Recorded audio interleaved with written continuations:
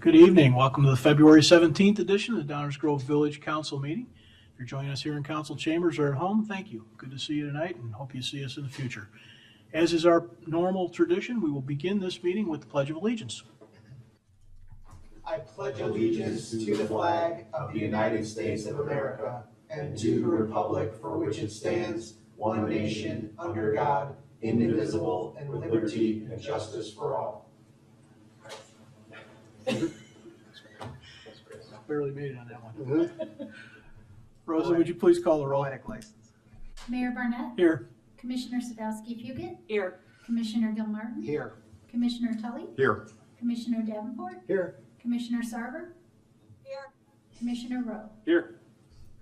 Welcome, everyone. Tammy, can you hear us okay? Yes, I hear you very well. Thank you. All right. Can I get a motion to allow for electronic participation? Mayor, I move to allow electronic participation for the February 17th, 2026 Village Council meeting as presented. Second. Questions? Rosa, please call the roll. Commissioner Gilmartin. Aye. Commissioner Sadowski-Fugit. Aye. Commissioner Rowe. Aye. Commissioner Davenport. Aye. Commissioner Tully. Aye. Mayor Barnett. Aye. That motion passes. Tammy, I'll try and not forget that you're in the cloud. Thank you. Item 3 on our agenda tonight, we have a couple of proclamations. For those that may be new to our meetings, proclamations are an opportunity for the mayor to shed a light on certain issues or people or events that are worthy of memory, or try and point people's directions into spots where they maybe could use a little attention. We have 2 tonight. Illinois America 250 is the first. The United States of America will commemorate its 250th anniversary on July 4th, 2026, marking a historic milestone in the nation's history. Whereas on July 4th, 1776, the Second Continental Congress formally adopted the Declaration of Independence, asserting the American colonies' freedom from British rule and laying the foundation for the principles of democracy and self-governance. Whereas those principles of democracy and self-governance declared that all people are created equal and endowed with certain unalienable rights, setting in motion a nation founded on liberty and the never-ending pursuit of a more perfect union. Whereas the U.S. Semi-Quincentennial Commission, known as America 250 Commission, was established by Congress in 2016 to plan and orchestrate the 250th anniversary of the signing of the Declaration of Independence, aiming to engage all Americans in commemorating this historic event through educational activities. Whereas the Illinois America 250 Commission was established to develop, encourage, and execute an inclusive commemoration and observance of the founding of the United States of America and Illinois' imperative role in the nation's history. Whereas the Illinois America 250 Commission encourages communities, libraries, schools, local governments, historical societies, cultural institutions, and individuals of all ages to develop inclusive commemorations that reflect on Illinois' role in the nation's history and development. Whereas recognizing and supporting the Illinois America 250 Commission will help ensure a meaningful and educational commemoration for all residents and future generations.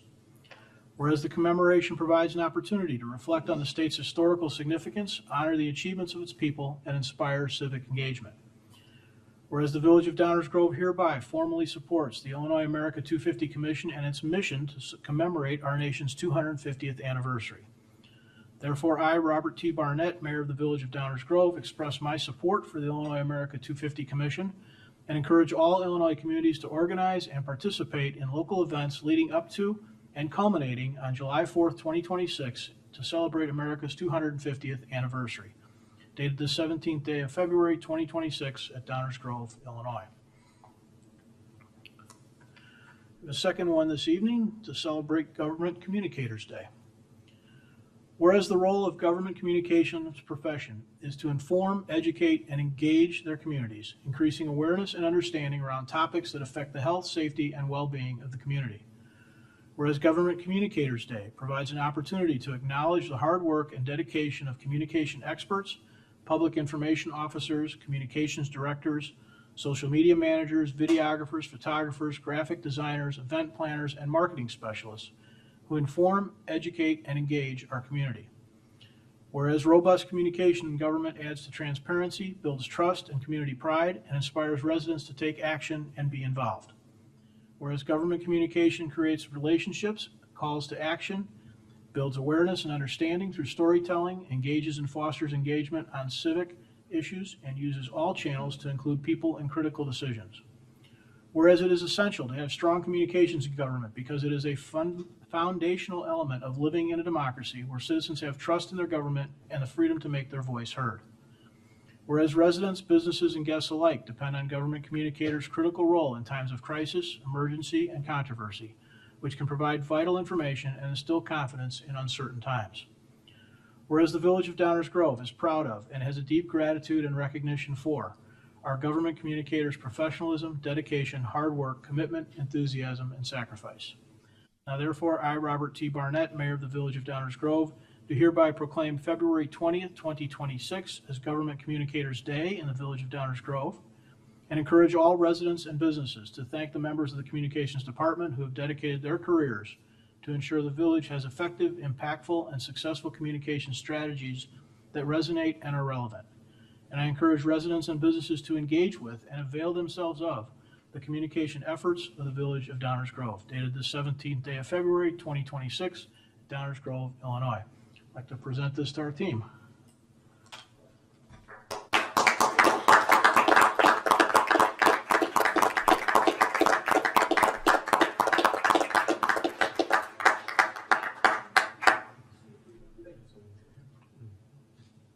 All right, gotcha.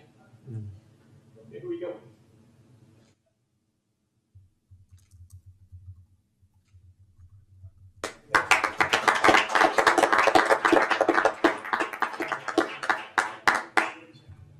Hello, Dad. Thank you, Mayor. Thanks, everybody.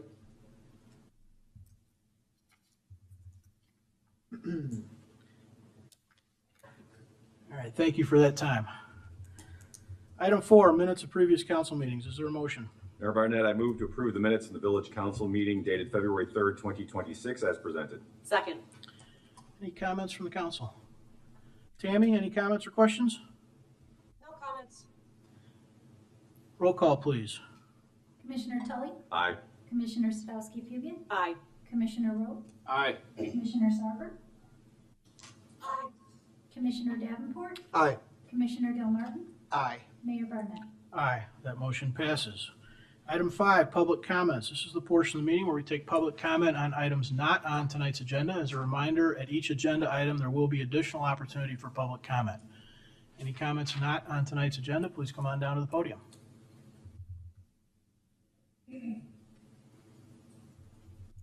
Good evening. I'm Debbie Anderson Phillips. I'm here tonight representing Equality Downers Grove, EQDG. And we are excited to announce our 4th annual One Book, One Town event. This year's selection is The 3 Lives of Kate Kay by Kate Fagan. This is Kate Fagan's first fictional book, but she has written a number of nonfiction books about women in sports. She's been a sports journalist with ESPN for many years. This book is about identity and authenticity. It's gripping and apparently very popular because it was named Best Book of 2025 for Time Magazine, NPR, and Goodreads. It was also Reese's Book Club pick for January of 2025. So we highly recommend the book. We're doing 6 events this year around One Book, One Town, and again involving our downtown businesses. They'll be, partnering again, of course, with the Downers Grove Public Library, but we'll also be having an event with Yoga 6 and let's see, where else? Oh, Anderson's Bookstore, of course, and Cadence Restaurant. We're really excited this year because our final event will be partnering with the Downers Grove Library Foundation for a spring soiree. When masks fall, we bloom. So we hope you come and join us for these events.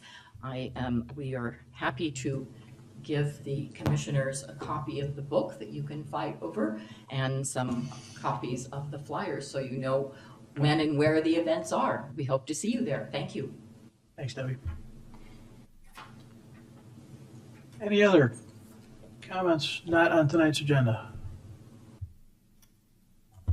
Okay, we will continue. Is there a motion for the consent agenda? Mayor Barnett, I move to approve the consent agenda as presented. Second. Rosa, please call the roll. Commissioner Tully, Aye. Commissioner Sadowski Fugit, Aye. Commissioner Rowe, Aye. Commissioner Sarver, Aye. Commissioner Davenport, Aye. Commissioner Gilmartin, Aye. Mayor Barnett. Aye, that motion passes. That takes us to item 7 on our agenda. This is the first reading portion of the meeting. This is the portion of the meeting where we take up items on which we do not plan to take formal action tonight. Although it's called first reading, these may be indeed first readings or second, third, or fourth, but these are items on which we will not be taking formal action this evening. Dave? Thank you, Mayor. We have 3 items on tonight's first reading agenda. The first one, I am very pleased to introduce. It's an ordinance amending a planned unit development. I want to hand it over to Stan Popovich, our Community Development Director, for background on this important petition. Thank you, Manager Fielman. Good evening, Mayor and council members. Tonight's first item is a planned unit development amendment for the Esplanade at Locust Point planned unit development. As you may recall, the Esplanade is located in the northwest corner of the village. If we look at the aerial, the planned unit development is generally bounded by Butterfield Road on the north, Lacey Road on the east, the Forest Preserve property on the south, and Wood Creek on the west. The PUD was established in 1990 with a master site development plan, and it identified a variety of uses, including offices, open spaces, and various transportation roadway improvements. Over time, the PUD has been amended with different buildings and different uses, whether it be site plan approval or use amendments. Most recently in 2022, a multifamily residential use was approved but never constructed in the Esplanade at this time.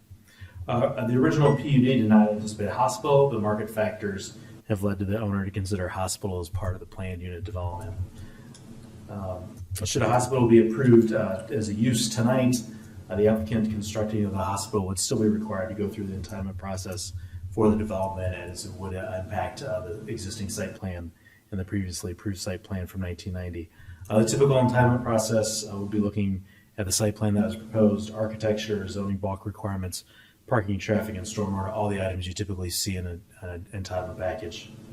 If we look at the comprehensive plan calls out that we should continue partnerships with healthcare providers to ensure that Butterfield Road Core is resilient to changing market conditions and to maintain quality of life.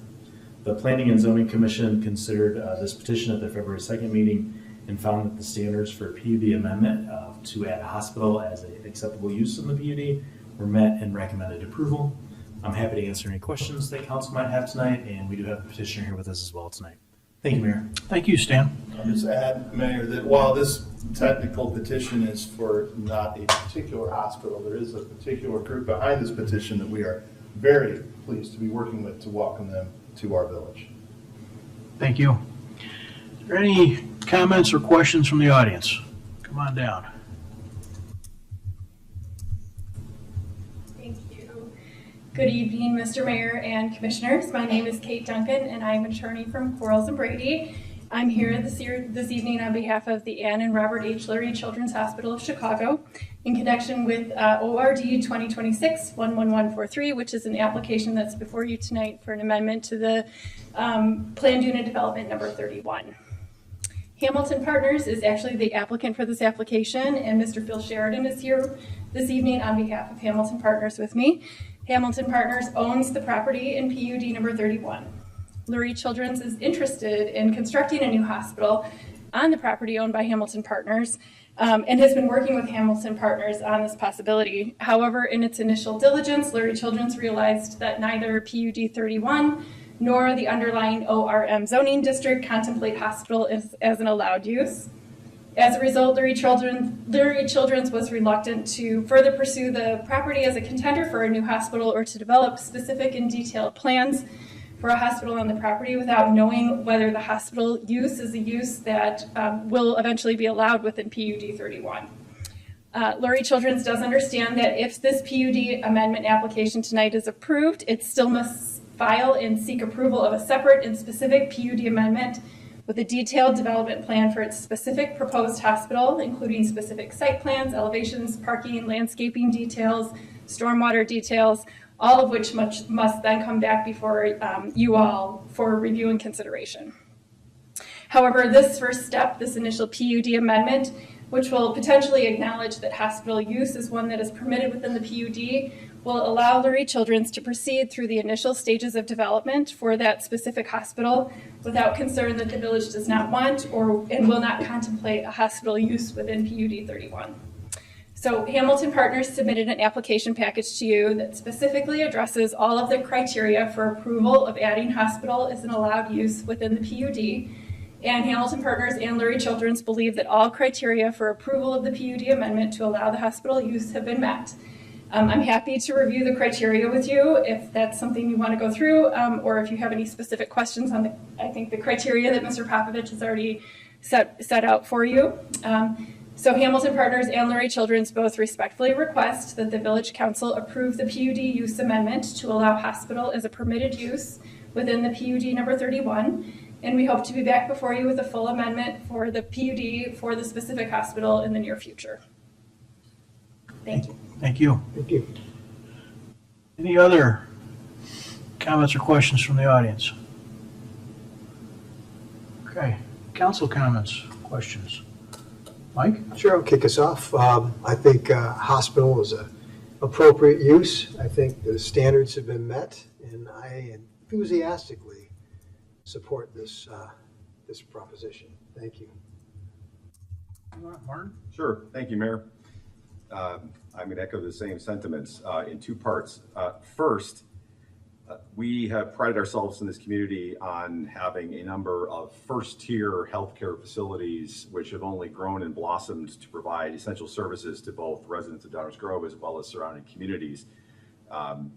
Top trauma centers and other facilities in town that I think are essential to quality of life, and the opportunity to expand upon that I think is wise and something that we should support. Healthcare is very important, obviously, and more of it is better than less.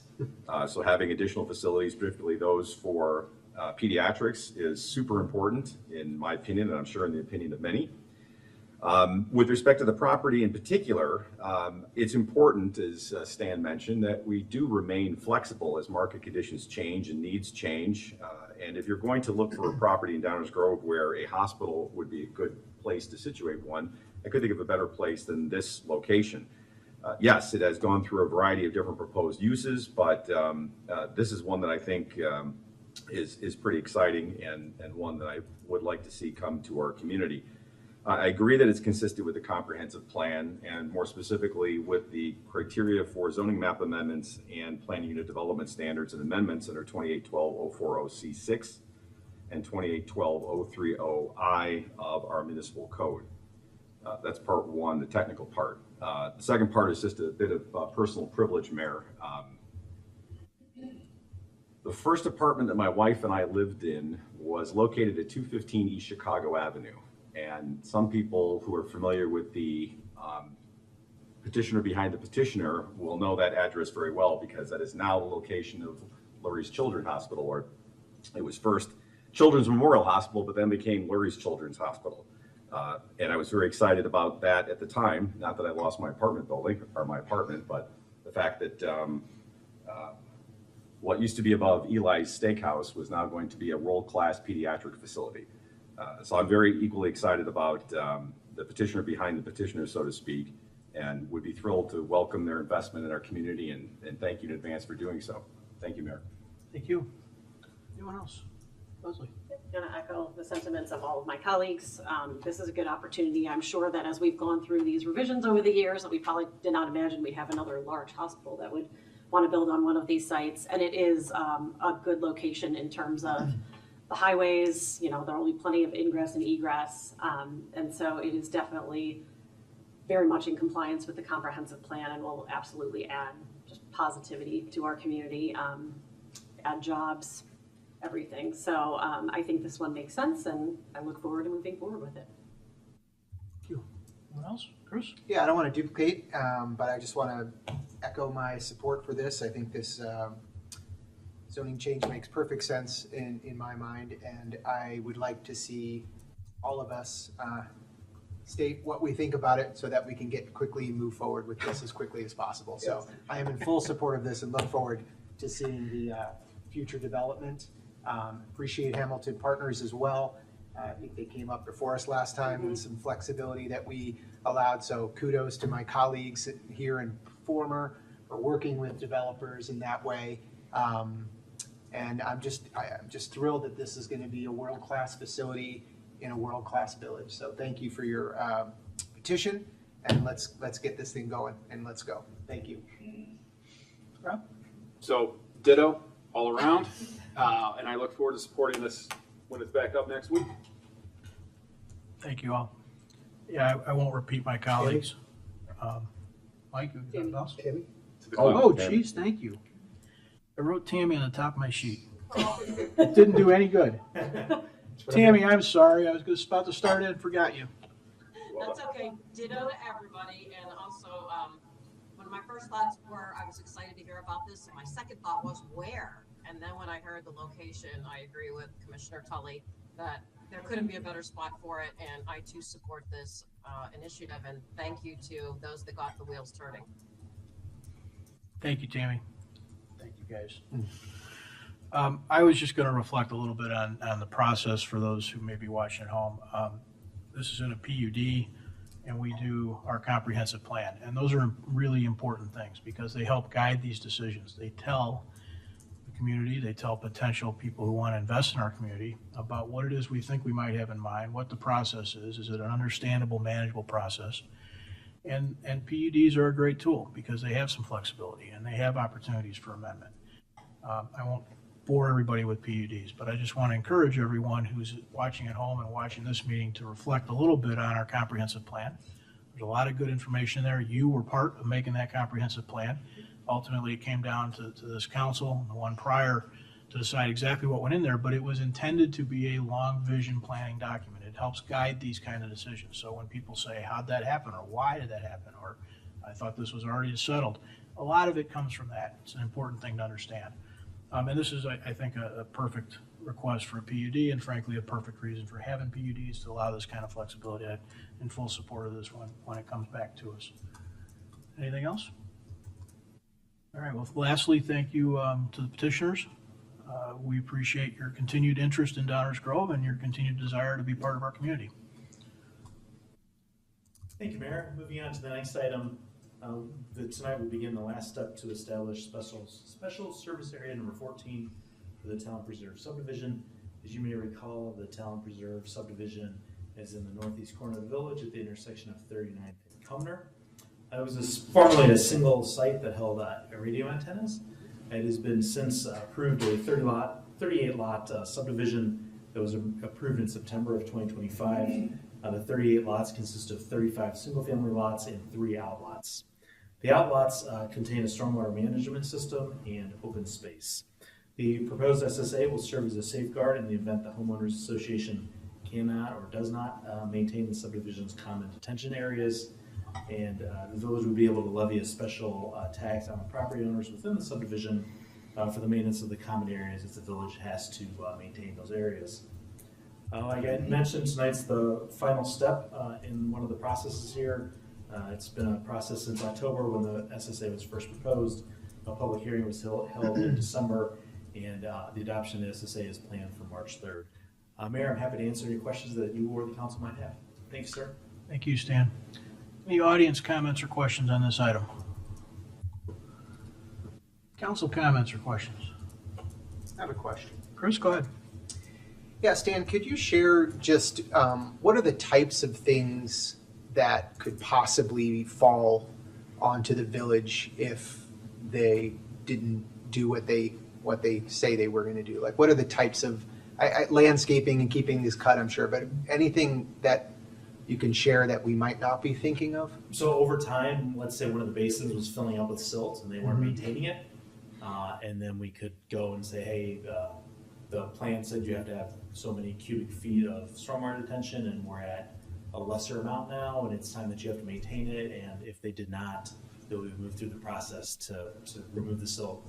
And that could potentially be done through a levy to obtain that funding for us to go ahead and do that. Okay. I'll just add to Stan's example, the most common type of event is a clogged pipe. Okay. Or a failed pipe. Yeah. Okay, thank you. Chris, we have had some of these very, very recently. Yeah, no, I recall, I just, So it's sure a, I understood all of, as much as I could, yeah. yeah, it's a safeguard Yeah. really for everybody, because what happens if you don't have something like this is the biggest problem is uncertainty going forward. Yeah. And so residents who live here would be struggling with each other without some predetermined direction on how to deal with it. Then I'm all for it. Awesome. Other comments or questions? Tammy, you have anything? I don't have any comments, thank you. Okay. All right, let's continue. And the final item on tonight's first reading agenda is consideration of a resolution which would approve a master license agreement with Ripple Fiber for use of our rights of way for fiber installation. If this sounds familiar to the council, it's because this is the same type of document that the council has previously approved for a few other users. This time for Ripple Fiber, and it's my pleasure to introduce from that company, Mr. Scott Herring. Hi, thank you, Mayor Barnett and Commissioners. Thank you so much for considering our agreement, and we hope that you'll approve it, at least in the first reading here and the second reading coming up. And Ripple Fiber is a company that got its start in South Africa. The founders of Ripple Fiber built out a huge portion of South Africa, and then they were able to get some funding to kind of be a startup here in the U.S. and have since gotten multiple rounds of funding. And we have built out, at this point, when we build out, we rate it by how many houses we actually pass. And so in the last 2 years, we passed 160,000 homes in the U.S., just mostly in Michigan, North Carolina, where we're based, in Charlotte, and then some in Florida, Massachusetts, and then now we're moving into Illinois, and we have about 8 cities or villages that we're working with in DuPage County right now, including Elk Grove, Naperville, and those are 2 areas where we're already currently building. And we're working with Lyle at this point, kind of in different stages of agreement negotiation, and with the village of Westmont, and we have Glendale Heights and a few others. And so we're really kind of making a big push into the suburbs now, and we have multiple jurisdictions in Cook County and Will County as well that we're working in. So this year, the company hopes to build about 200,000 more household passings in the U.S., and we're looking at about 12,000 here just in Downers Grove that we've been able to sort of isolate from an engineering standpoint. That doesn't mean that all 12,000 will use Ripple Fiber, but it does mean that we will pass their houses and they'll have that opportunity. I also know that you all have worked with other fiber companies and you have some other agreements in place, and so I know you're familiar with the technology, so I won't go into that. I had a beautiful map to show you of where we were planning on going. My computer is not cooperating with me right now, but I'd be happy to print that out and send it through staff so that you can have a look at it. What it shows basically is 4 different areas that we're going to work in. One of them is planned for 2027. The other 3 are planned for 2026. So once the agreement's in place, we'll start processing permit applications and hopefully start building right away in the next couple of months. So I know you might have some questions, and I'm happy to answer any questions you have. Thank you. Just hang tight. Are there any audience questions or comments about this item? Okay, we'll go to the council. Council comments, questions? Leslie, go ahead. I'll start off. Obviously, we have seen a few companies here, right? And I know that competition will often determine how many companies make passes kind of through our rights of way. I'm sure, right? That's part of it. But knowing that we do have so many that are kind of blossoming at this time, I guess, what was the impetus to come to Downers Grove and I think add to that? That's a great question. When we look at a community, there's a whole algorithm we put together to try and figure out. We put in all of that different information, competition, and all of the kind of barriers to entry. And Downers Grove, even though there are other companies here, we encounter that a lot in communities. So there's sort of a race to get out there right now. And so Ripple Fiber is super motivated to move quickly And so hopefully if we get those permit applications in quickly, the other ISPs will, internet service providers will, choose to go down different roads. It's really a pinpointed effort. We don't like to overbuild anybody. So if somebody's already in there, or if the city says, hey, or the village, says, hey, there's already somebody that has an application down this street, then we'll probably avoid that street and we won't overbuild it. And then just in terms of timelines, what does it look like from, notifying homeowners? How much do you notify them? How do you do that? And then in terms of the timeline of the build out plus restoration, I'm sure restoration is always kind of the biggest difficulty that villages, cities run into. Yeah. So how do you approach those? Yeah, it's about a 60-day cycle. So we do multiple notifications to the homeowners. So when we are looking at a permit application being closed out, and we're getting pretty close to that. I know the city or the village, sorry, I keep saying city. The village probably has public notification standards, so we'll follow those for sure. We do door hangers in the beginning, so everybody's going to know we're coming in. In many cases, we'll do kind of a kickoff event with a tent and all of that, so that everybody knows that we're going to be, going down their street, and we'll talk about those construction efforts and what that's going to look like. It's about a 60-day cycle usually to be able to process a whole, we call it an OLT, or an area where we're going to build through a neighborhood. So we like to finish, usually it's going to be about 1,000 feet a week or something like that we would be able to process.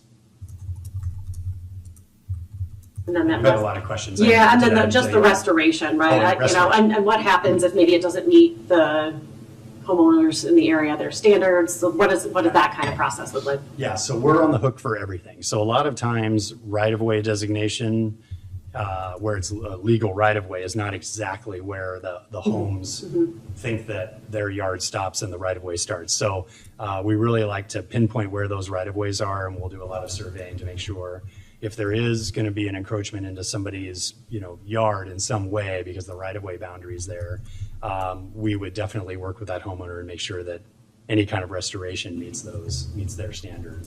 And we're on the hook for everything. So our agreement is super clear that we have to restore and replace if there's any issues. Yeah. Anyone else? Chris, go ahead. Thank you, Mayor.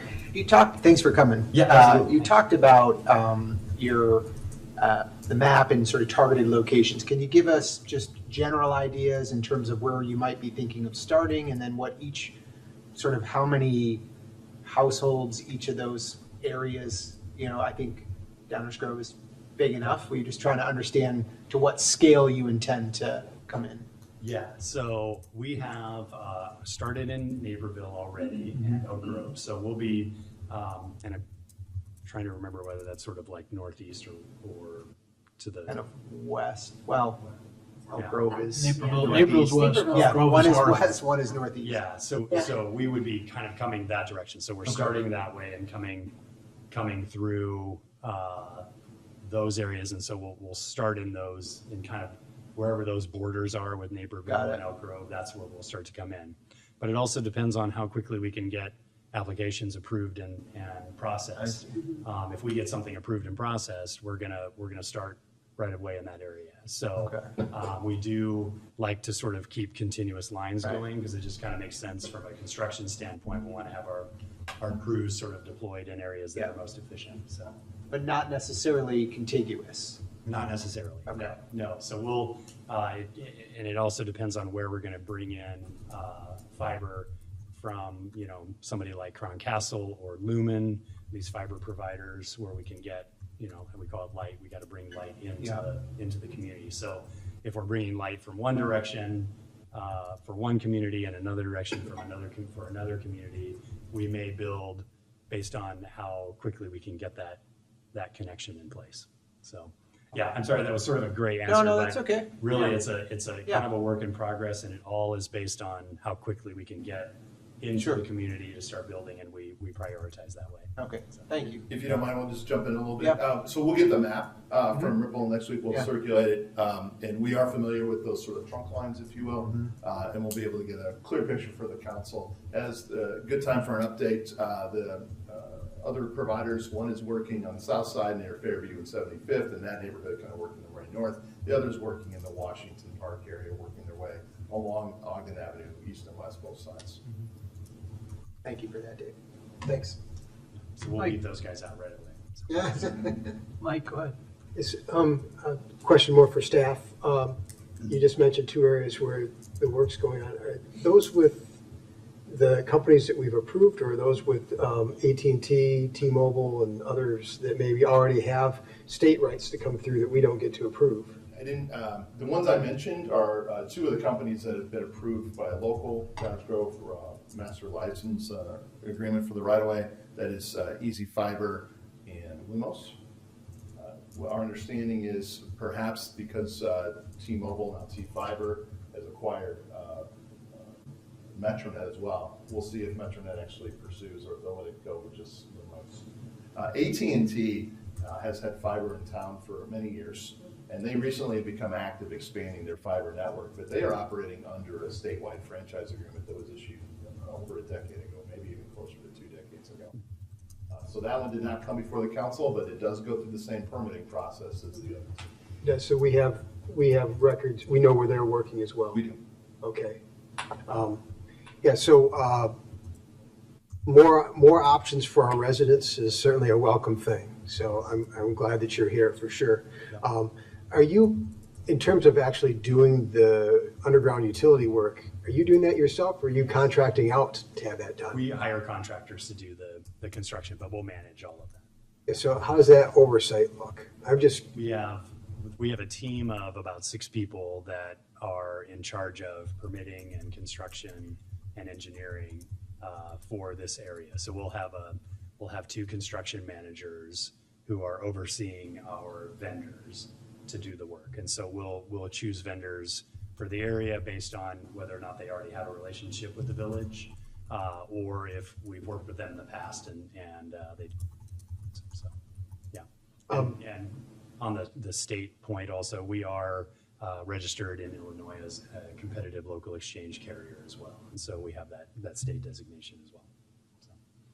Yeah, so my area of town is getting all this work done, and I've had to allow a directional boring machine to come into my backyard to access the easement, and my area has had a couple of outages with Comcast already, and then I was without internet for 2 days last week because of the activities going on in my backyard. So do you work pretty closely with the other utilities to address those outages? Because I didn't get a whole lot of help with mine. So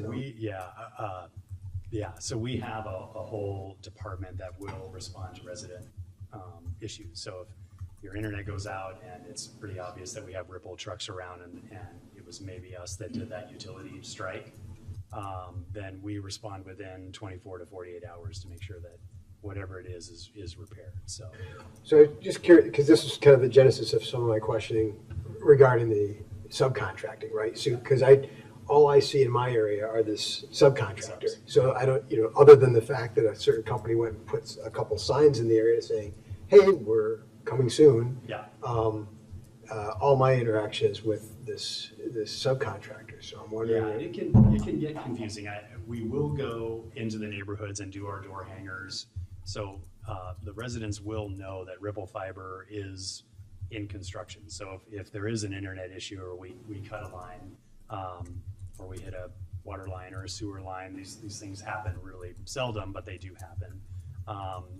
Then you can talk with the permitting staff here at the village, and they'll probably be able to tell you who's working in the area. And then also, we have all of that contact information on our flyers and on our door hangers. So, sorry, this isn't for you, this is for staff again. So just following up on that, do we have any ability to require one of these national companies who I don't want to name that's doing the work in my neighborhood, to require them to provide more communication to the residents about what's going on in the neighborhood? Like we've heard presented not tonight from Ripple, and the past presenters as well talked about a lot that they were going to do with communication to the residents. I'm not receiving any of that at my address. We'll follow up because all of the license holders have indicated a willingness to work with us and have been responsive when we called to their attention in an area where they can communicate better. So we'll continue to work with them. I believe that's the intent, if not the letter of the license agreement as well. Thank you. And Thank you. if we don't act fast, you can escalate to me. I'd be happy to deal with any of those issues, and I'll, make sure that it gets fixed. Yeah. Appreciate that commitment. Thank you. Others? Tammy, you have anything? The advantage to being in the cloud is going last and everybody already addressing my questions. I was glad that Dave answered about when a map would be produced. So that was my only question. So thank you. Thank you. I have a couple questions, and I don't know if they're really for you or who they're for. Okay. But your company, if we count AT&T, you're like company 5 maybe, that's putting fiber in Downers Grove, right?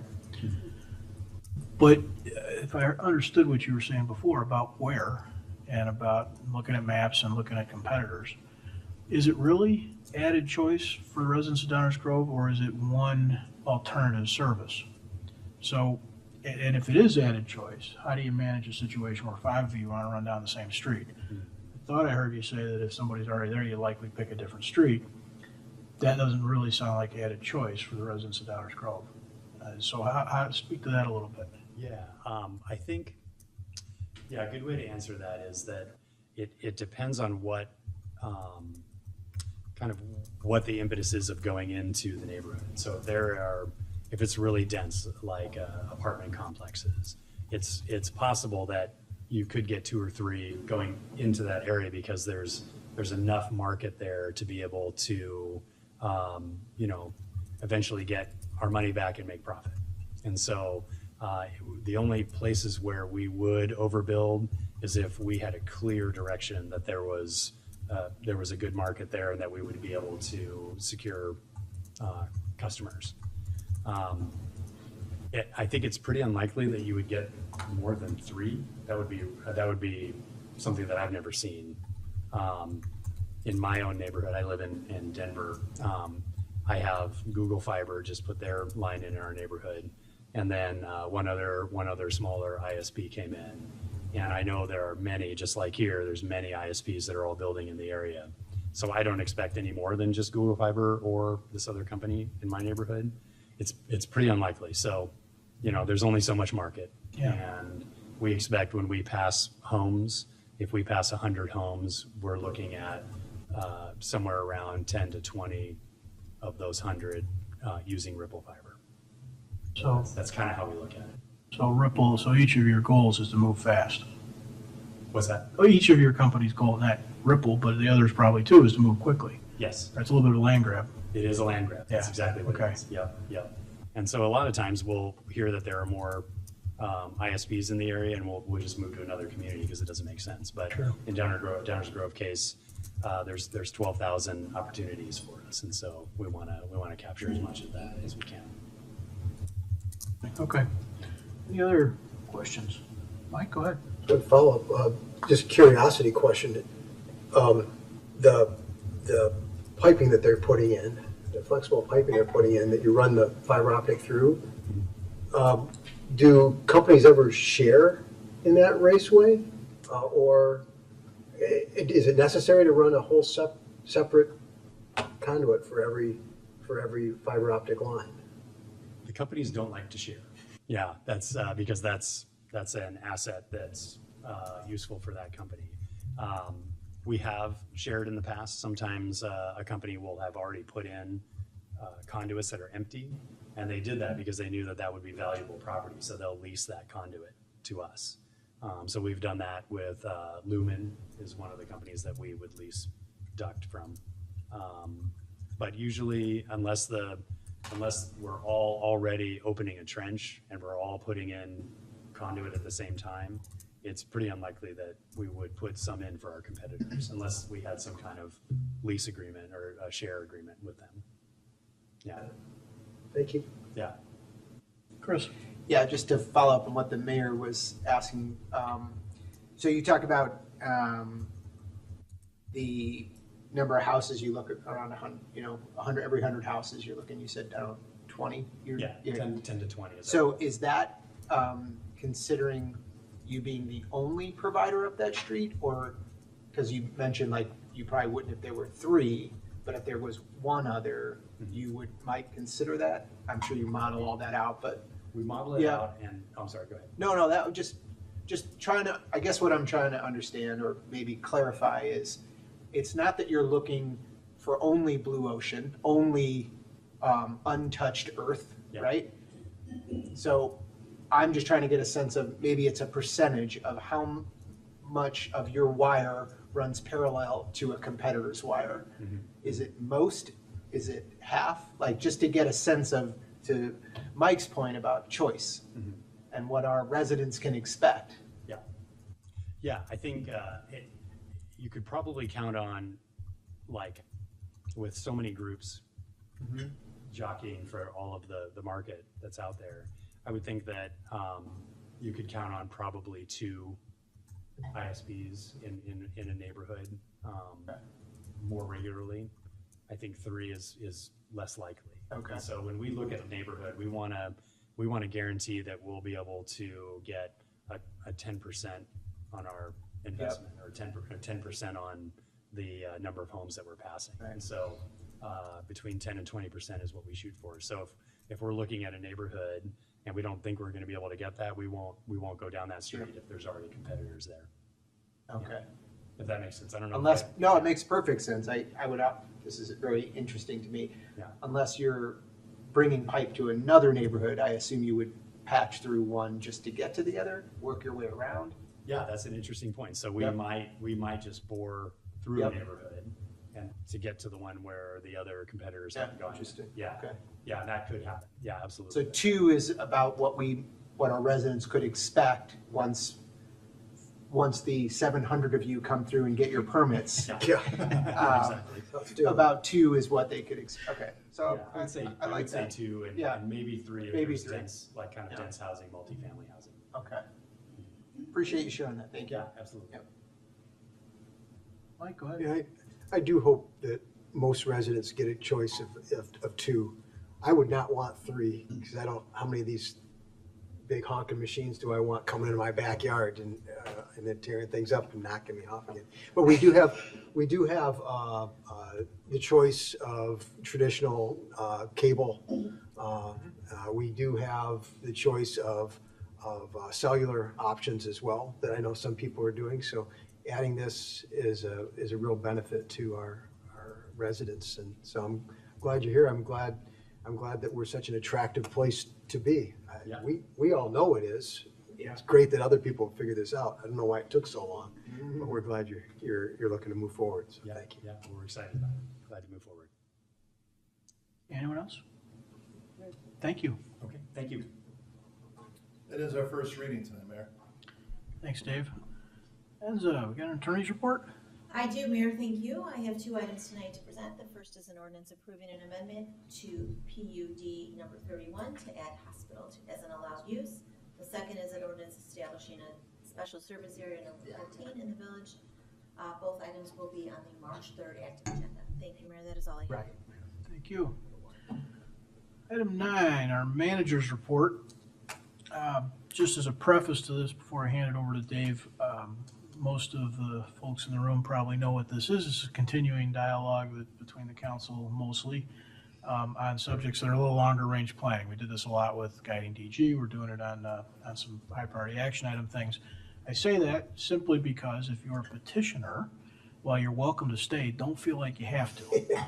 This is going to be a lot of non-decision making, just dialogue back and forth mostly between council members on sort of governance kinds of issues. So I think it shows commitment to the village, Mayor. Just saying. You can learn a lot about the village of Downers Grove. yeah, man, it's getting deep. All right, Dave. Thanks, Mayor. We have 2 items on tonight's manager's report. As you mentioned, the project Enhance Engagement of Boards and Commissions. Okay, let's do this instead. Here we go. We plan on discussing this important project over a series of meetings that'll take place over the next few months. And already the dates that are shown on this slide will probably have to be adjusted as we respond to some scheduling challenges that we learned of in March. So those will slide just a little bit, but the general schedule will remain the same. And tonight we'll provide an overview of the project and review how we currently use and interact with our boards and commissions. So the mayor mentioned this project is a priority action item. It was identified by the village council during the governance discussions that took place over the summer. And this project includes key objectives, including increasing the use of boards and commissions, enhancing the relationship between the village council and those boards and commissions, and expanding and enhancing recruitment efforts. The village council, of course, may identify additional objectives as we proceed and this project unfolds. The village has 15 boards and commissions. And they're all shown here on the screen. And about half of them are required to operate pursuant to state law or county law. The remainder were established by the village to help us carry out our mission and deliver services. These boards and commissions were actually pretty active in 2025. This graph here, chart shows only 14 of the boards and commissions. It did not include the library due to their unique nature, but of the remaining 14, they held 73 meetings to complete their work last year. This is over twice the number of meetings that the council held as just one individual board. So a lot of work getting done. And here's a breakdown of those 73 meetings. You can see in the table here that 5 boards were very busy, meeting more than 8 times last year. 6 of the boards met quarterly or about quarterly. And then we had 3 boards that did not meet last year. I want to touch on some key operating concepts under our current system. Our current engagement of boards and commissions is based on 6 key operating concepts that have been around for quite some time. These operating concepts could be confirmed under this project that the council is undertaking, or modified, or just added or deleted as you direct. These concepts were discussed during the governance meetings last summer, and to be respectful of time constraints, I won't go through all the slides that were in the agenda packet. Those can be used as reference. That presentation is available in full online in the agenda materials, but I will be happy to present any information requested by the council that's in the full packet. What I really wanted to highlight, though, is the latter portion of the agenda materials in that slide deck. It's an overview of the boards and commissions, and to better understand how the current engagement system actually works, how it plays out, if you will, we'll review the work that each board undertook last year. This is intended to develop a shared understanding of the current use of all boards and commissions prior to considering any changes or enhancements. Really just to get all of us, including the staff, on the same page before we undertake this project. So we'll start with the Board of Police and Fire Commissioners. They met 10 times last year. They participated in the hiring of police officers and firefighters pursuant to their charge under state law. They did not make any recommendations directly to the village council, so their role is administering the hiring of those individuals. Planning and Zoning Commission is our busiest board. They met 13 times in 2025. They considered zoning-related petitions like the one we heard earlier tonight, and they also reviewed the guiding DG comprehensive plan. They played a major role in that. They made many recommendations to the village council. The council is used to seeing the work of the Planning and Zoning Commission come before you almost every council meeting. The Foreign Fire Insurance Tax Board, sometimes referred to as the 2% Board, held 10 meetings. They purchased items for use by the fire department, which is also their charge under state law. They did not make any recommendations directly to the village council.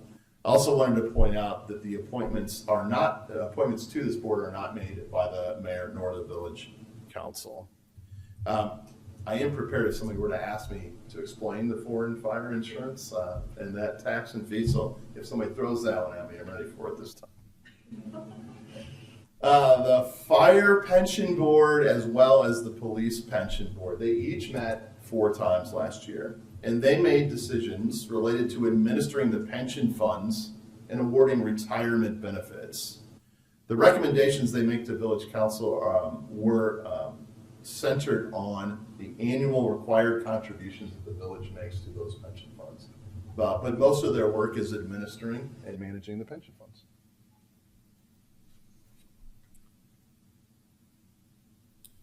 The Stormwater and Floodplain Oversight Committee, this is one that is required under a county ordinance that was established in the early 1990s. They are to administer the county required stormwater ordinance. They did not meet in 2025. This is because we did not receive any petitions for variances, or exceptions to the stormwater code. It's actually been a couple of years since we've had one of those. The Building Board of Appeals, similar notes, did not meet in 2025. There were no petitions for relief to the building code. They haven't met in quite some time, very long time. I think Commissioner Davenport was once the chair of a board that did not meet. Library Board of Trustees, I think we're very familiar with the library board. We have no further report out on the library board because this was the subject of a very extensive report and active engagement among the village council. Thank you to Commissioner Sadowski-Fugate and Commissioner Tully for their work on that report last year. The Liquor Commission met 4 times in 2025. They primarily reviewed liquor license applications. They held a disciplinary hearing. They reviewed changes in ownership applications, those types of things. And most of their recommendations go to the Liquor Commissioner. So sometimes they make recommendations also to the Village Council regarding the number of available liquor licenses and new license categories. But primarily they advise the Liquor Commissioner. The Environmental Concerns Commission has been rejuvenated and had met 8 times in 2025. And they did some great work on this environmental sustainability plan, providing and guiding recommendations that are in that plan. They also weighed in on and provided great commentary and recommendations on our solid waste contract. The Community Events Commission met 3 times. They review the actual applications for events held by other entities within our village. Their recommendations are made primarily to staff, who in most cases reviews and approves those applications. They did not make any recommendations directly to our village council. The Transportation and Parking Commission met 4 times. They did some great work on both a neighborhood traffic study. There's one of those each year. They also had great input and recommendations on our active transportation plan. They also reviewed an intersection study right outside of the Village Hall Civic Center here. And they reviewed and commented on and recommended on a petition for a new stop sign. They too make recommendations to the Village Council on a pretty regular basis. The HPDRB just rolls off the tongue. It's Historic Preservation and Design Review Board. They held 4 meetings last year. They provided insight and recommendations on our streetscapes plan as part of our guiding DG effort. They actually commented on and reviewed the design guidelines that were discussed in concept by this council, the ones that would apply to the Fairview focus area. The council did not actually review and approve those design guidelines, but staff took those to this board for their commentary and input. They also are required to maintain a landmark inventory, and they made a final decision on compliance with the downtown design guidelines for a project in the 900 block of Maple. That's an example of a board exercising final authority on an item. The Human Service Commission meets very regularly, 9 times last year. They primarily review the social services referral monthly statistical reports and give input to our social worker on ways to perhaps be more effective in our referral program. They also hosted a series of guest speakers just to become more familiar with the environment and social services provided throughout our county. They did not make any recommendations directly to the Village Council last year. The Technology Commission is still on the books, but it's been dormant for many, many years, and I think as part of this effort will probably be reconstituted and rejuvenated. In fact, I know the Mayor Council made appointments to this board, this commission, just a couple of months ago. So we're looking forward to direction from the council to get them re-engaged. So that is a very brief overview to give us really a foundation, a shared understanding of how we currently engage boards and commissions. There's a lot more information in the slide deck that was prepared online, so I'm happy to present those slides as well if requested. Thank you, Mayor. Thanks, Dave. I think we ought to flip this script a little bit in terms of the council, do some discussion if we have any to have, and then take some input from the audience. Anybody want to start a dialogue? This is, we do this in various levels of depth, about every 2 to 4 years, kind of have a similar conversation. It was a high priority action item, and so what are people thinking? We want to jump in? Leslie, go ahead. Sure. Kind of more general comments. I have always been a proponent of doing a little bit more with our boards and commissions. I feel like if people are going to donate and give their time, we should be using their expertise to its fullest. And I know that we have not always agreed on how that operates up here, and here we are doing it again. But I am definitely in favor of using our boards and commissions more, especially during our priority action items and some of that. I think that those still need to be driven by us. But I think when we start to get to maybe some of what the community is looking for and how to actually implement some of that, we might be able to have some, guided discussions, I suppose, similar to what we did with the Environmental Concerns Commission with the Environmental Sustainability Plan. You're a really big help in all of that, and I do feel like there's probably a place for all of our committees in those types of discussions. Another thing that I think that we would probably find value in is having conversations after the fact. So, for example, we had some decisions that were made that we didn't necessarily agree with from one of our recommending boards.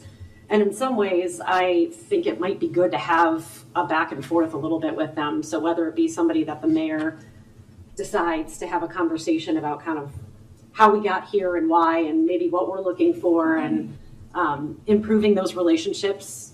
Commissioner Tully and I did that with the library board, and I think it did help our relationship with the library board of trustees. And so I would be interested in figuring out how we could potentially do that with some of our other boards. And then at a real specific one, I'm always interested in the stormwater and floodplain oversight, because that's one of the ones I have definitely interviewed people for, and it is disappointing that they don't meet. I understand that now our restrictions are a little bit heftier than the counties, and so we don't typically tend to get a lot of oversight needed. But I know, for example, that Commissioner Davenport wants to change or, kind of look at maybe some of those stormwater things, and that could be something that I think that we could do some council-directed action to kind of evaluate some of those potential changes. So I think there are ways that we could have more guided directives to engage people more, and hopefully build those relationships between the boards and commissions and council. Go ahead, Mark. I agree, and I think all of us want to see us revisit and revitalize and re-engage with our boards and commissions, because we are blessed to have 15 boards and commissions with a lot of residents that are willing to serve and provide their time and talents to help.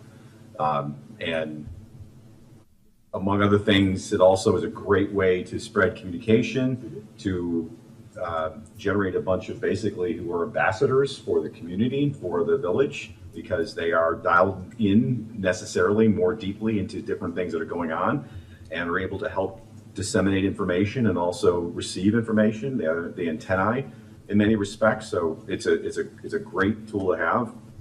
I've often noted that I think we have more boards and commissions than just about most communities.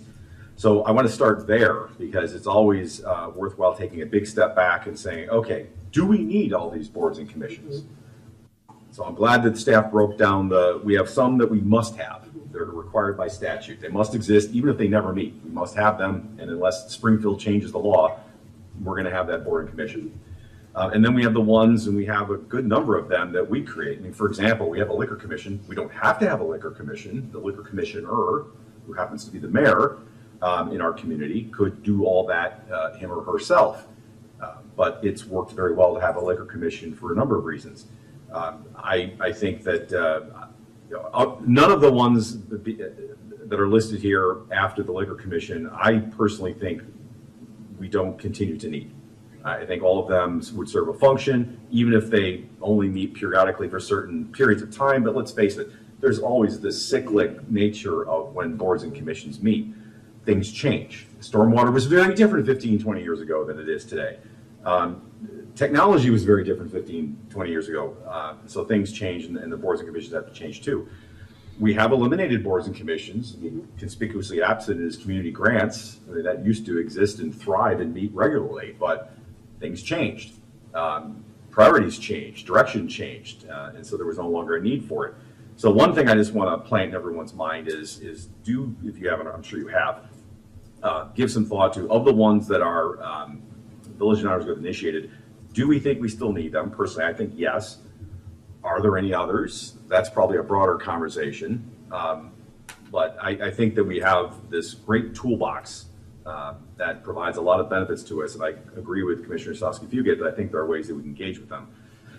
So I also like the way staff framed everything about, how should they operate, and at the risk of repeating what we've already talked about before, for efficiency, for staff's sanity and well-being, and for managing expectations of members of the community, and particularly members of boards and commissions. It needs to be very much council-driven, council staff-driven.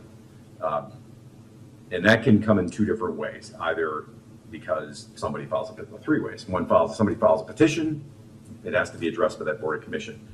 Staff or council refer something to a board or commission, like for example in the past, recycling contracts and things like that will refer to the Environmental Concerns Commission for input.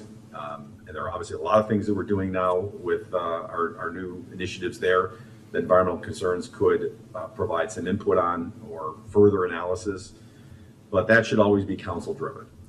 That doesn't mean that these boards and commissions with their deeper dialing in and expertise and experience can't raise to staff and the council, hey, I got a suggestion. We're seeing X, we're seeing this Y trend, and then suggest that staff or council consider it to then to make a referral for them to do something. But that process is very important to me, because otherwise I think we just run into a lot of problems that won't make anybody happy. So that all being said, I think it's incumbent upon us as a council to identify opportunities, either where we are having a conversation about something in conjunction with staff, because it's often Tully might say, oh, this would be a great thing to give this board or commission. And then Dave might say, yeah, Martin, come over here. Maybe you want to rethink that and let me explain to you why. Oh, okay, it makes perfect sense. Because we do have to balance resources, we have to balance expectations, we have to balance time, and we have to balance results. But I think that it's incumbent upon us to have flag those opportunities and say, it's not, I don't want to give a board or commission something to do just to give them something to do.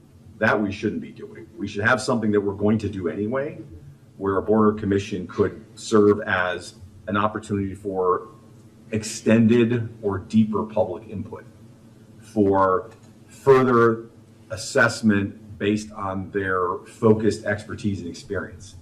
You can go on and on and on, but I think it's incumbent upon us to identify those opportunities and then specify with very clear parameters what it is we want them to do, how long we expect them to take, what the resources are involved to do it, and what we expect the deliverable to be. And that way, I think that tends to serve us very, very well, and the board and commission and the community very well. So I think we've all said amongst ourselves that we have this thing called, you may have heard of it, called Guiding DG. There's a lot of stuff in there. There's a lot of things in our high priority action items. And I would focus on the high priority action items as exactly as you said, Commissioner, because we've already kind of locked in what we're going to do in this particular time period, and we don't want to start mission creep. But are there things in there that would lend themselves to this type of engagement? Because again, I want to engage our boards and commissions more, but I also don't want to just make up stuff for them to do. That I don't think makes any sense and doesn't do anybody any good. So having said all that, I will give more thought to specific examples. I'm sure we're going to hear some tonight. But then I want to move on to some of the other things you touched on, Commissioner, which is how can we better communicate and engage with them, not just giving them stuff to do or having them make suggestions to us for potential referrals, but how do we, in improve communication? How do we improve expectations? How do we do all that? One concept is liaisons. There was a time when we had liaisons where there would be someone who was assigned for the council to be a liaison to each of the boards and commissions. Well, you've done the math. I can see Rob doing it in his head. There's 7 of us and 15 boards and commissions. Now, do we need a liaison to every commission? Probably not. But I'll take stormwater. No. I'm taking foreign fire insurance tax for $400, Alex. But that would be one thing where it could serve a number of different roles of more connection from us, but also having those conversations, for example, that Leslie mentioned, where maybe you need to have a little sit down every now and then, but also to remove some of the, well, what did the council mean by this? When Commissioner Gilmartin said A, B, and C, what did he mean by that? Well, it's probably easier for the liaison or you yourself to explain that than for somebody to have to read the tea leaves. That's one idea. That's more work for the council. So that's why that has done this over the years, because some councils have been, yeah, let's do it, and others have been, another meeting. So that's up to us. Training. I know that there's orientation that's done. That's always been done. But we've also had periods of time where we've done sort of these extra meetings where we've kind of sat down and said, oh, hi, we're the council. Here's the staff liaisons for you. And here's kind of what we expect you to do if you have any questions. And then to do that on some kind of an annual basis beyond orientation. That's another, and that's, again, it's kind of fluctuated in time.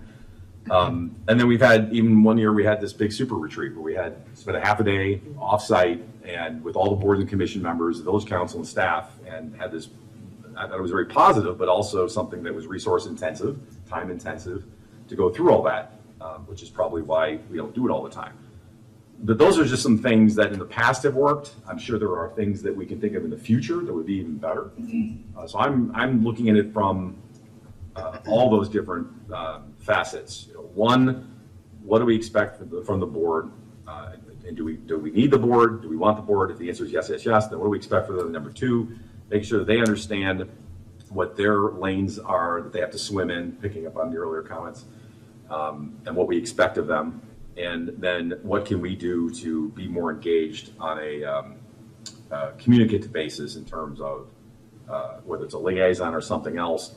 But then I skipped a step. The last thing would be it's incumbent upon us working with staff so they can tell us save us from our mistakes, where we think that there are high priority action items that could benefit from a deeper role by a board or commission. So that was a lot of stuff that I just want to get out, but you asked for a dialogue, so you got it. Well, that's what this is intended to be, is dialogue. I mean, the point is, we're not going to make any changes to anything tonight. What we're going to do is try and start to understand, first of all, what they do, make sure we all are at least have the same shared expectation on that, and then understand where each other's perspectives are on the whole thing. Mike? Yeah, commissioners, well put. You as well, Mayor. It's really heartening to hear how we're all on the same page here. I don't think any of us are wanting to maybe, at least what I'm hearing so far, make many fundamental changes to what the boards and commissions' tasks are, their job to advise us. One thing that's always occurred to me, and I've mentioned this in the past as well, is that when we see boards and commissions not meeting or not engaged enough, that's us, because they're working as much as we want them to work.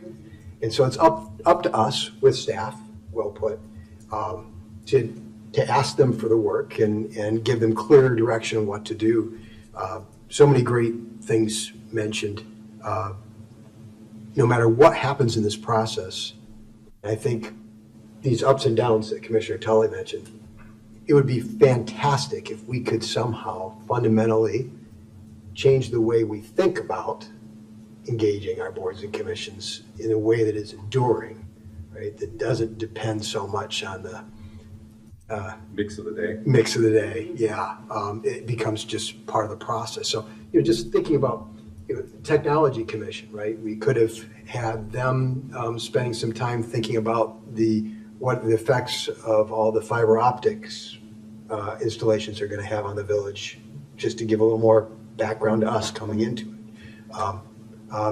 Building Board of Appeals, I mean, there's a group there that could have been asked to give some input on code changes that we did a couple years ago, if we wanted. So just things that kind of come to my mind. And of course, stormwater management, that's something that if I stay on this council long enough, is something I would want to do something about, and I've got a lot of ideas with that, and would love to task a group to spend a little time on it when we start developing LRP process again. But absolutely thinking about our current priority action items going forward. How could we, is there a place to engage the commissions on those things, as you know, just so thinking forward to that, because they need some advance, notice too, right?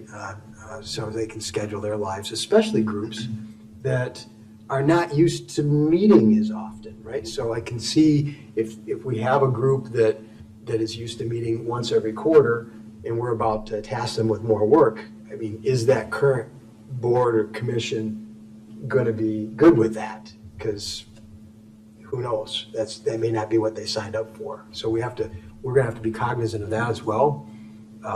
Opportunity for more community engagement, communication. I'm glad that was mentioned. I see this as an opportunity to get more feedback, not just from those boards and commissions, but reach more residents as well.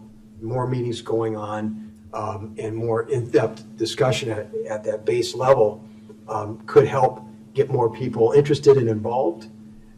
One thing we learned through the guiding DG process was how people, you ask them to show up to talk to us about any specific thing, garbage, whatever it is, transportation and bicycles, and inevitably they go, hey, well, I've got you here.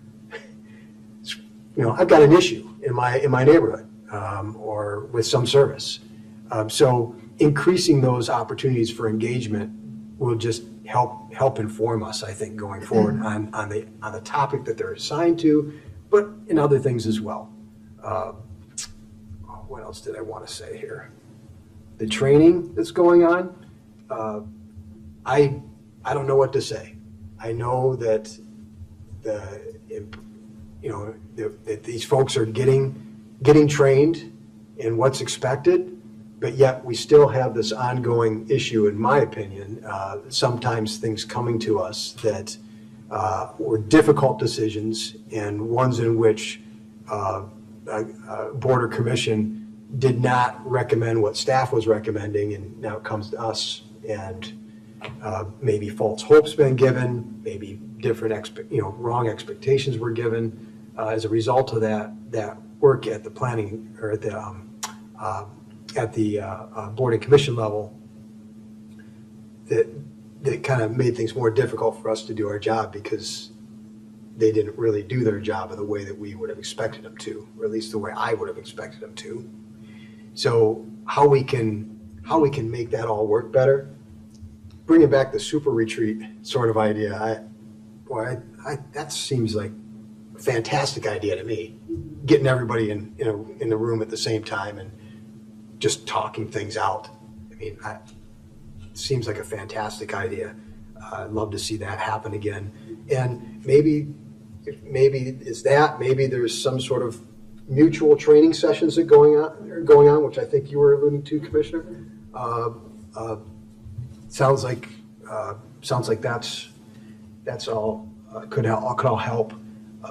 But in the end, my goal here is, once again, an enduring process that we can set something in motion here that works going forward, and that's the expectation for everybody coming into it, both at the boards and commission level and at the village council level.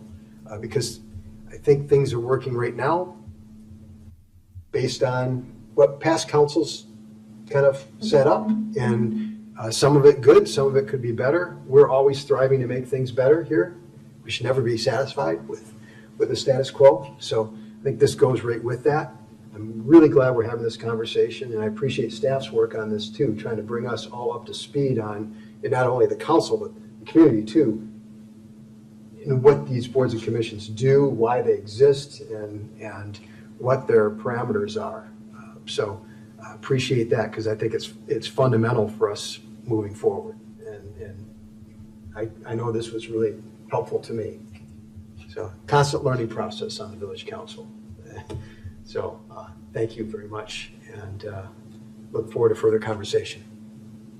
Go ahead, Leslie. Yeah, that, just to piggyback off of that, I think that you nailed it with just the expectations, right? I think we've maybe had a number of years where, say technology has fallen off because maybe somebody wasn't interested in it, but then we get a Chris, right, who comes in and definitely wants to try and bring it back in. And we obviously do all of those. This is where this came from governance, right? We do our governance meetings and things always kind of change a little bit, but I do think that we should consider having some expectations around how we operate with boards and commissions that don't change every 2 years. Makes it challenging for those who are running for office to kind of know how much they expect to engage. It makes it harder for staff to know in any given year how much they're going to engage, and it makes it harder for those who are on boards and commissions. So I don't want us to have something prescriptive to say this is how it has to operate, but I do think that there should be some expectation setting for everyone that's participating, and that includes us, that it's going to require a little bit more work on the front end to make sure that we are not having some of the difficulties or the struggles that we're seeing on the back end. And I really do believe that if we put in the time in advance, and it will take work on our part to, whether it be having conversations with boards and commissions, being a liaison in the beginning, what that looks like, I think there should be expectations set from the very beginning that we're all going to have to be putting in work here. And I think that might be a little bit missing from some of the governance conversations that we have. And I will hope that in the future, it's clear that, having effective boards and commissions we still play a role in that as well. So I'm glad that we're having this conversation, and not all of us are dedicated to improving that. So I could use a little bit of input from everybody on to get my own head in the right spot. I'm going to be a little bit of a wise guy. Nobody's going to argue with communication. Improved communication is good. Improved expectations are good. Yeah, obviously. What specifically are we trying to solve? Well, I mean, I'm not picking on anybody, but so far the stuff I've heard has been a little bit like, I like sunshine and rainbows. So, Chris, you want to jump in? Yeah, I'm happy to. I think that would help. I think that's a good jumping off spot for me. And I have a lot of thoughts on this. I wanted to kind of hear what some of the balance of the council had to say first. I think what I am trying to fix, I think enhance is the word we're using in this, but is a couple things. I think, first of all, and it ranges from very specific tactical stuff to sort of overarching things. I think in a general sense, do we have the right board mix? We have a handful of boards that we as a village have established for various reasons. Do those reasons still matter? Commissioner Tully brought that up earlier. These are things that were created, I assume, out of need. And is that need still match what we as a village are looking for? So in a general sense, it's sort of the question, do we keep all of these? Are there others that we think we need that sort of match our needs as a village and what we want to see? So that's sort of the first one. I have some thoughts there, but I'll hold those in a second. I think secondly, I was pleased, and thank you for this report, to sort of see, and I kind of reviewed our code of, every board sort of has a mission statement, and it's more specific, candidly, than I thought. We need to reevaluate, are those mission statements still aligning with what we want these boards to do? That to me, it isn't a fix or a problem we're trying to solve, but I would say that there are things that sit in our code that have been there a long time, And I just feel like this is an opportunity to take another look, make sure that we're still aligned, that the value that we're looking to get out of them are still, is still what we're looking for. I also think that there is an opportunity, and this goes into that communication part, or both communication and expectation or desired outcome. We have boards that are reactive to what we give them, and that's sort of how it's set up. And I certainly am not suggesting we flip that and sort of let the boards give us our marching orders. But I think there is something in between, and I'll use the EDC as a perfect example, although not here because it's sort of its own separate entity. The fact that they come quarterly and share with us what's going on from that perspective, businesses in town, how things are going, any sort of, and we're able to ask questions about what the local economy is doing, what we should be looking for. That keeps us very informed, I think, as a council. And I would want that same type of feedback from whatever boards we end up with to give us the, as Commissioner Tully said now, and also said back in 2017, the antenna that we are looking for. So when it comes to I'll use the technology committee because I'm obviously interested in that. But there are lots of things changing. The 7 of us are not able, with all of the other responsibilities that we have, to stay on the pulse of that. That's how I see the technology commission could be used. And coming to us annually, maybe twice a year, and just giving us a lay of the land, or an opportunity for us to put a list of questions for that presentation if there's nothing sitting in their queue to work on. Okay, what are we hearing that the technology committee, and then coming back and talking, having that dialogue with that group, or the chair in that group. That's the kind of engagement that I'm interested in sort of fixing. I understand the value of boards working at the pleasure of the council. I get that, and we can't just have 20 boards coming up with 100 ideas. But I do think there are likely some that could be feeding us information that can help us do better. I see the misalignment with the board and the council a little differently, Mike. I think that that's their job to decide how they want to decide. If we don't agree with it, if we think they're not doing the right job, that's one thing. But from my perspective, they're an appointed board and they're making decisions based on what's in front of them. So I don't see that the same way. So those, and I would say also, I've done just a little research on other cities and villages and just come across like operating manuals that they have that are in rich detail about what each, similar to what we have, but I think in a way that's a little more narrative, a little more actionable, candidly. Those are the kinds of things. It feels like we have a lot of great work coming out of all these. We do have a lot of great work. This, to me, I'm looking to sort of make sure that whatever boards we're engaging with, we're getting simply the most out of. Not more work, but the most out of that work. The liaison thing, I think, is a great idea. I had a little different take on it. I think it would be great if we, as a council, 2 of us, 1 of us, meets with the board as they kick off the year and just kind of give a general sense of what are the topics we're talking about. As a commissioner, how do I view your board? How can you be more helpful? Just to give sort of direct feedback on an annual basis, especially as we have things talking about fixing. I think there could be some very tactical or very standard-based stuff. Attendance, I'll go where we probably don't want to go. How are you representing the village in your role? How does your activity, let's say online, I know that's a touchy subject, but those are the kinds of things I want to understand or see if we want to look at. If we have certain standards, we have adherence. I think attendance is probably the first one. I think it's interesting. I think you said, Dave, that the ADRB actually has one decision-making power, which is the standards against the design guidelines. Is that correct? For projects in certain geographic areas that Sure. are not associated with the other item requiring council approval. Yes. Right.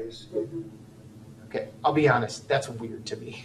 I don't know why they have that power on that thing, and I'm sure there's a long history, and I'm sure, Mike, you'll be able to tell me, but that doesn't fit what we're saying about what There's the, a power grab. I understand, It yeah. was probably when he was on. Listen, I understand, I've seen the way he works.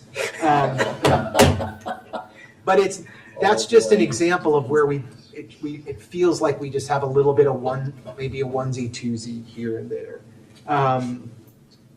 And then, let me just see if there's anything else. And then, of course, I kind of went into all this already, but the Technology Commission, I think, is super important to reengage. Everyone here knows my feelings on that. And I'm happy that we now have a board that is staffed, and look forward to figuring out with all of you how we can leverage them. I would suggest, I don't want to pick on the Community Events Board. I would suggest perhaps expanding that to be more of a community engagement board, right? So they can still handle the parade and the other, I don't know, they met 3 times. I don't know what the other 2 times were. Parade takes a lot, so maybe it was the 3 things on the parade. Growth Fest. Right, but they're not organizing Grove Fest No, like they they're- probably were in the past. Reviewing the submission. Yeah. Okay, fair point. Okay, so I would. Not as much as they used to. Right. I would argue perhaps an engagement board, which might fill some of the gap or that maybe some of the opportunity that we look for in how are we better communicating with our residents. And so kind of adding responsibilities, maybe flipping that a little bit to me, just for a way of amplifying. We have this great communications team here in the village. We get these words out, and we are still hearing from residents, I didn't know, I didn't do this. So that seems like a board-worthy exercise to me. So sort of maybe evolving that board into an engagement board to fix some of the communication perception or lack of communication perception, because it's not, in my mind, a reality all the time, once in a while, but that to me is important. So those are the things that I think, and then I would also just want to understand, I mean, I don't really want to open this can of worms, but just the appointment process and just make sure that we're all still aligned with how these boards are being selected and the ones that we can control. So a lot to say and maybe more of a monologue than a dialogue, but those are the kinds of things I think could be ways we could improve, and things that fix is a strong word. I understand your point, but I just think there are opportunities here just to enhance. For me, that was really helpful. Can I jump in on the fix part? Not yet. Because I'll give you some fixes. In just a minute, you can. Yeah. No, I think that was, so, I'm not trying to pick on anybody, but specifics Yeah. are really helpful to me. And maybe others don't feel the same way, but they really are, because we're, you kind of jumping out of your chair. But those are really helpful. And I want to add that, you touched on a couple of things that you sort of didn't want to touch on, but I think we need to. Yeah. That's why we're doing this. Yeah. So if there's an attendance thing, if there's an online representation of the village thing, this is the time to have those conversations, as uncomfortable as they might be. Yeah. Before you jump in, hold your thought. I just want to not forget Tammy. Are you there, Tammy? Yes, I'm here. Can you hear me? Yeah, we can. I'm just trying real hard not to forget you're in the cloud. Do you want to weigh in a little bit here?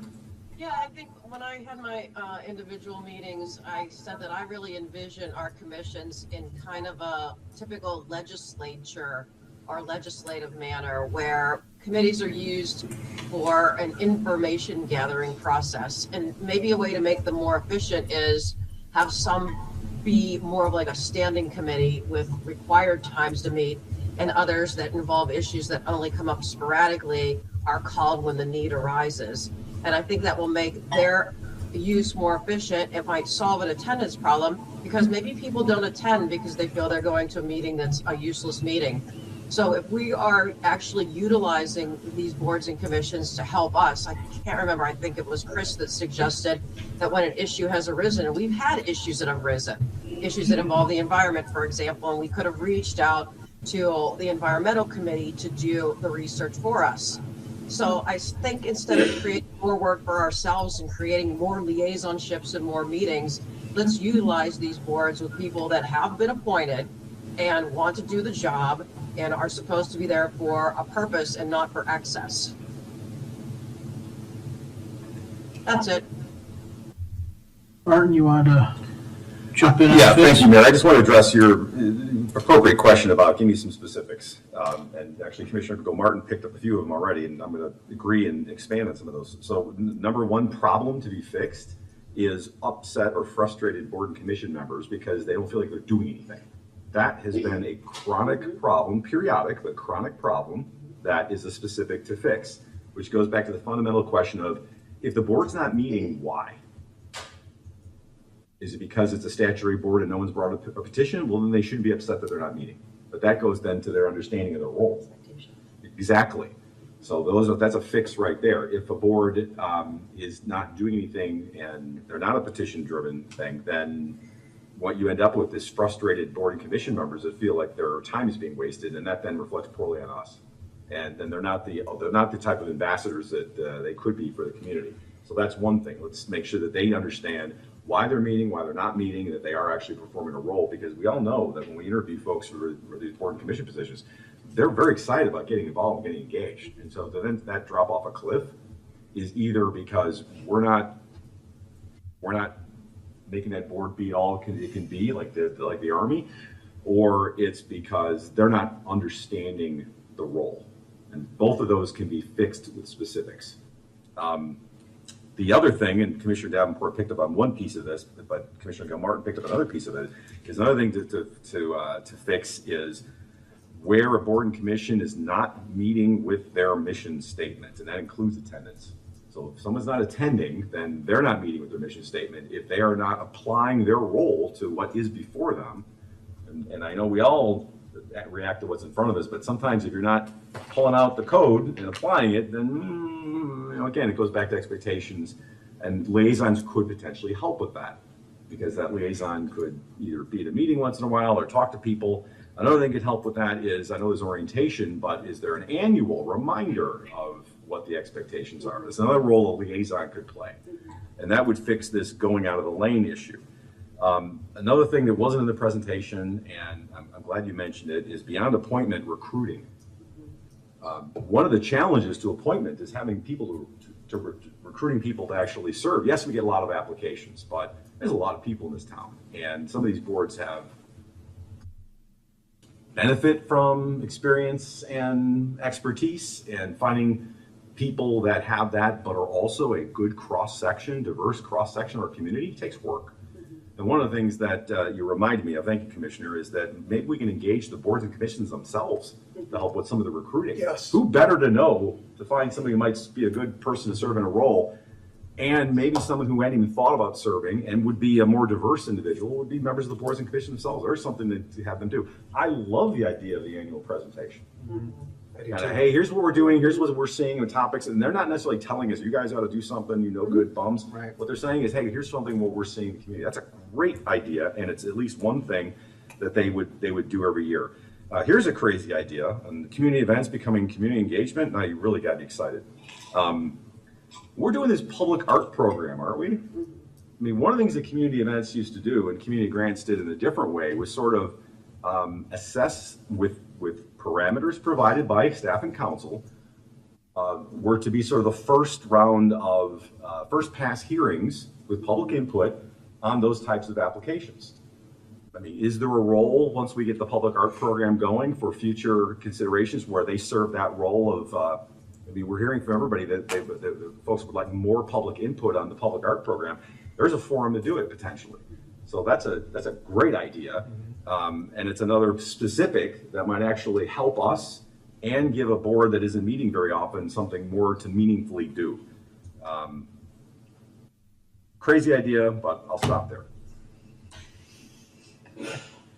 Yeah, I just want to pick up on the, recruiting piece. So I definitely do think we need to have that be a continuous thing all year round, because although we typically make our appointments in August, there are always moments when we have to kind of fill a spot, and it's just good to have people engaged year round, and then it reminds them that all of these exist. And so one of the things, again, that I feel like I've mentioned a lot is having the thematic coffee with the councils. We could even potentially bring in, if there's a big issue, bring in a board or commission and try and bring in the community there. And that might get to recruiting a little bit too, because if they kind of see the way that these boards and commissions are operating with us and some of the topics that they're discussing, it might be a little bit easier to get some folks on board to apply to those. So that was just one thing in terms of recruiting that I had thought about and you reminded me of. It's a good idea. Mike? They're both stealing my thunder. I checked off recruiting, check off coffee with the council. Excellent ideas. I mean, this and the idea, the engagement, because the recruiting issue, I mean, this is a universal problem, first of all, right? Let's be clear about that. I mean, I have very few suggestions on how we can actually get more people to volunteer. Right? We get asked, do you have some names? We make phone calls, we check around. We're always putting our feelers out, right? But it's difficult. And this is the same in nonprofit organizations, at my church, at school, you name it. It's an ongoing issue. One thing I think would increase our odds is to have greater engagement. So by having more opportunities for the community to engage with us and with our boards and commissions, increases the likelihood that people will be interested and will be willing to volunteer and submit those applications or those resumes to have on file. And I do believe it needs to be an ongoing effort. However we can do that, pushing it through our communications. Because the time to look for somebody is not when we need to make an appointment, right? So, and the other piece of this, I mean, what's the goal of all this? We've got the enhanced engagement of BCs up on the board there. I mean, increase the use of boards and commissions, strengthen the relationship between the VC and B and Cs, formalize participation in the long-range plan, refer additional items, and expand recruiting efforts. So that's what we're trying to get to. I don't know that you would characterize these as necessarily problems that need to be fixed, but there are things that we could do better at. And we're looking for ways to do that, and I think we've heard many good ideas. Also, I will add to this maybe greater efficiency, which I believe was also mentioned. And I think, Mayor, you did an awesome job in recommending that we combine planning and zoning to do just that. It made a lot of sense. Are there other opportunities in all of this in adding to the, expanding the work I just, greater efficiency is something else I think that we're after here as well. And just playing off of what you said, Commissioner Sadowski, so many of these things, Art was mentioned, so many of these things the community gets engaged in when we have our first reading. And I think if we go back and look at a lot of our first readings, there were probably opportunities there for that initial conversation to actually start at a board and commission level and give the opportunity more, create more opportunity for that engagement, that discussion. Right? So when it gets to us, people aren't feeling like we just had 2 meetings and that was it, right? Because I think that's a criticism that we hear sometimes, and people maybe feel like we're railroading something through. So having more engagement opportunities, I think, could help us quite a bit. And that's one of the, once again, I don't want to characterize it as a problem, because I think this village works pretty damn well. What I've observed in my 2.5 years here, so impressed. Much more impressed than I was before I got on the council. When you actually get to see how things work, it's pretty amazing. We give out awards, and that's the result of that great work. But I'm not satisfied. I want more. So I think this is part of how we get to that. One of the things that A lot of what Chris commented on, I thought were good specifics, and struck me as kind of more tactical in nature and probably could be really helpful. What I'm uncomfortable with is some of the other comments. Not that I love everything Chris says. I don't want anybody making that the headline. You heard him. No, but I guess one of the things I'm sitting here struggling with a little bit is that I think most of the stuff when we talk in non-specific ways, we run the risk of really making some of these expectations worse. Because there are some, I think, disconnects between organizational capacity, organizational efficiency, and engagement. I don't see a lot of times that we're sitting up here, maybe technology commission aside, but where we are somehow wanting for an understanding of the issue or the public's opinion. And so an engagement, maybe a board of engagement, that might be a really helpful thing. That's a sort of a tactical way of going about our process. It doesn't necessarily invite lengthening the process without a different outcome. And that I worry a little bit about that. Pick a subject. If we were on a first reading and we were going to go through a first reading and a second reading, and that was our expectation, we have had a lot of prep. The public probably wishes they had. I recognize that gap. But if we took all those subjects and ran them through a board or commission, what's that really look like? It's prepped for that board or commission, and then it's at least one, maybe two rounds of review there. And that's not necessarily bad, but I just want everybody to sort of think through, if we're going to have hour or whatever number we are meetings each year, and we're expecting to move through an agenda, and we're all wishing we were doing more high priority action items and a higher workload, if we start adding additional board reviews of that, I had one of the things I was thinking about as I was thinking in prep for this, and I'm going to say this at the risk of being misquoted, but I wonder if they shouldn't all almost be ad hocs, because if they were ad hoc committees, or if they were given assignments by us and they knew that from the beginning, there wouldn't be a misunderstanding. And then if we had an annual expectation for a report, maybe they have an annual meeting or two annual meetings or something to try and prep for that, right? So there's a certain amount of scope of consideration that's always in front of them, and they meet independently without any direction from us a couple of times a year, so that they can give us a EDC-ish, ear on the railroad tracks kind of a thing. But anything beyond that starts to have a potential to really, really slow the overall villages process down, which I'm really opposed to. Most of the complaints I hear about village process are, why does everything take so long? The few times we hear about, last week, I think we heard about, how come I didn't know about the garbage contract? Well, here in April too. But most of the time, it's why stuff moves so slow. I think there's I really like a lot of the stuff that Chris had on his list, because they're kind of tactical things executing an existing program. And Mike, you keep referring to how well we're doing. Well, what we're doing is pretty close to, it's very efficient. Anything we would do is going to take away from efficiency. Now, maybe there's some value to taking away efficiency, but let's not lose sight of that. We're trying to get through a list. We're trying to get through a list, and Leslie, you alluded to, you kind of hate the idea of reconsidering every 2 years, right? Mm-hmm. And yet every 2 years we're developing a list of work expectations for what amounts to 18 months or so.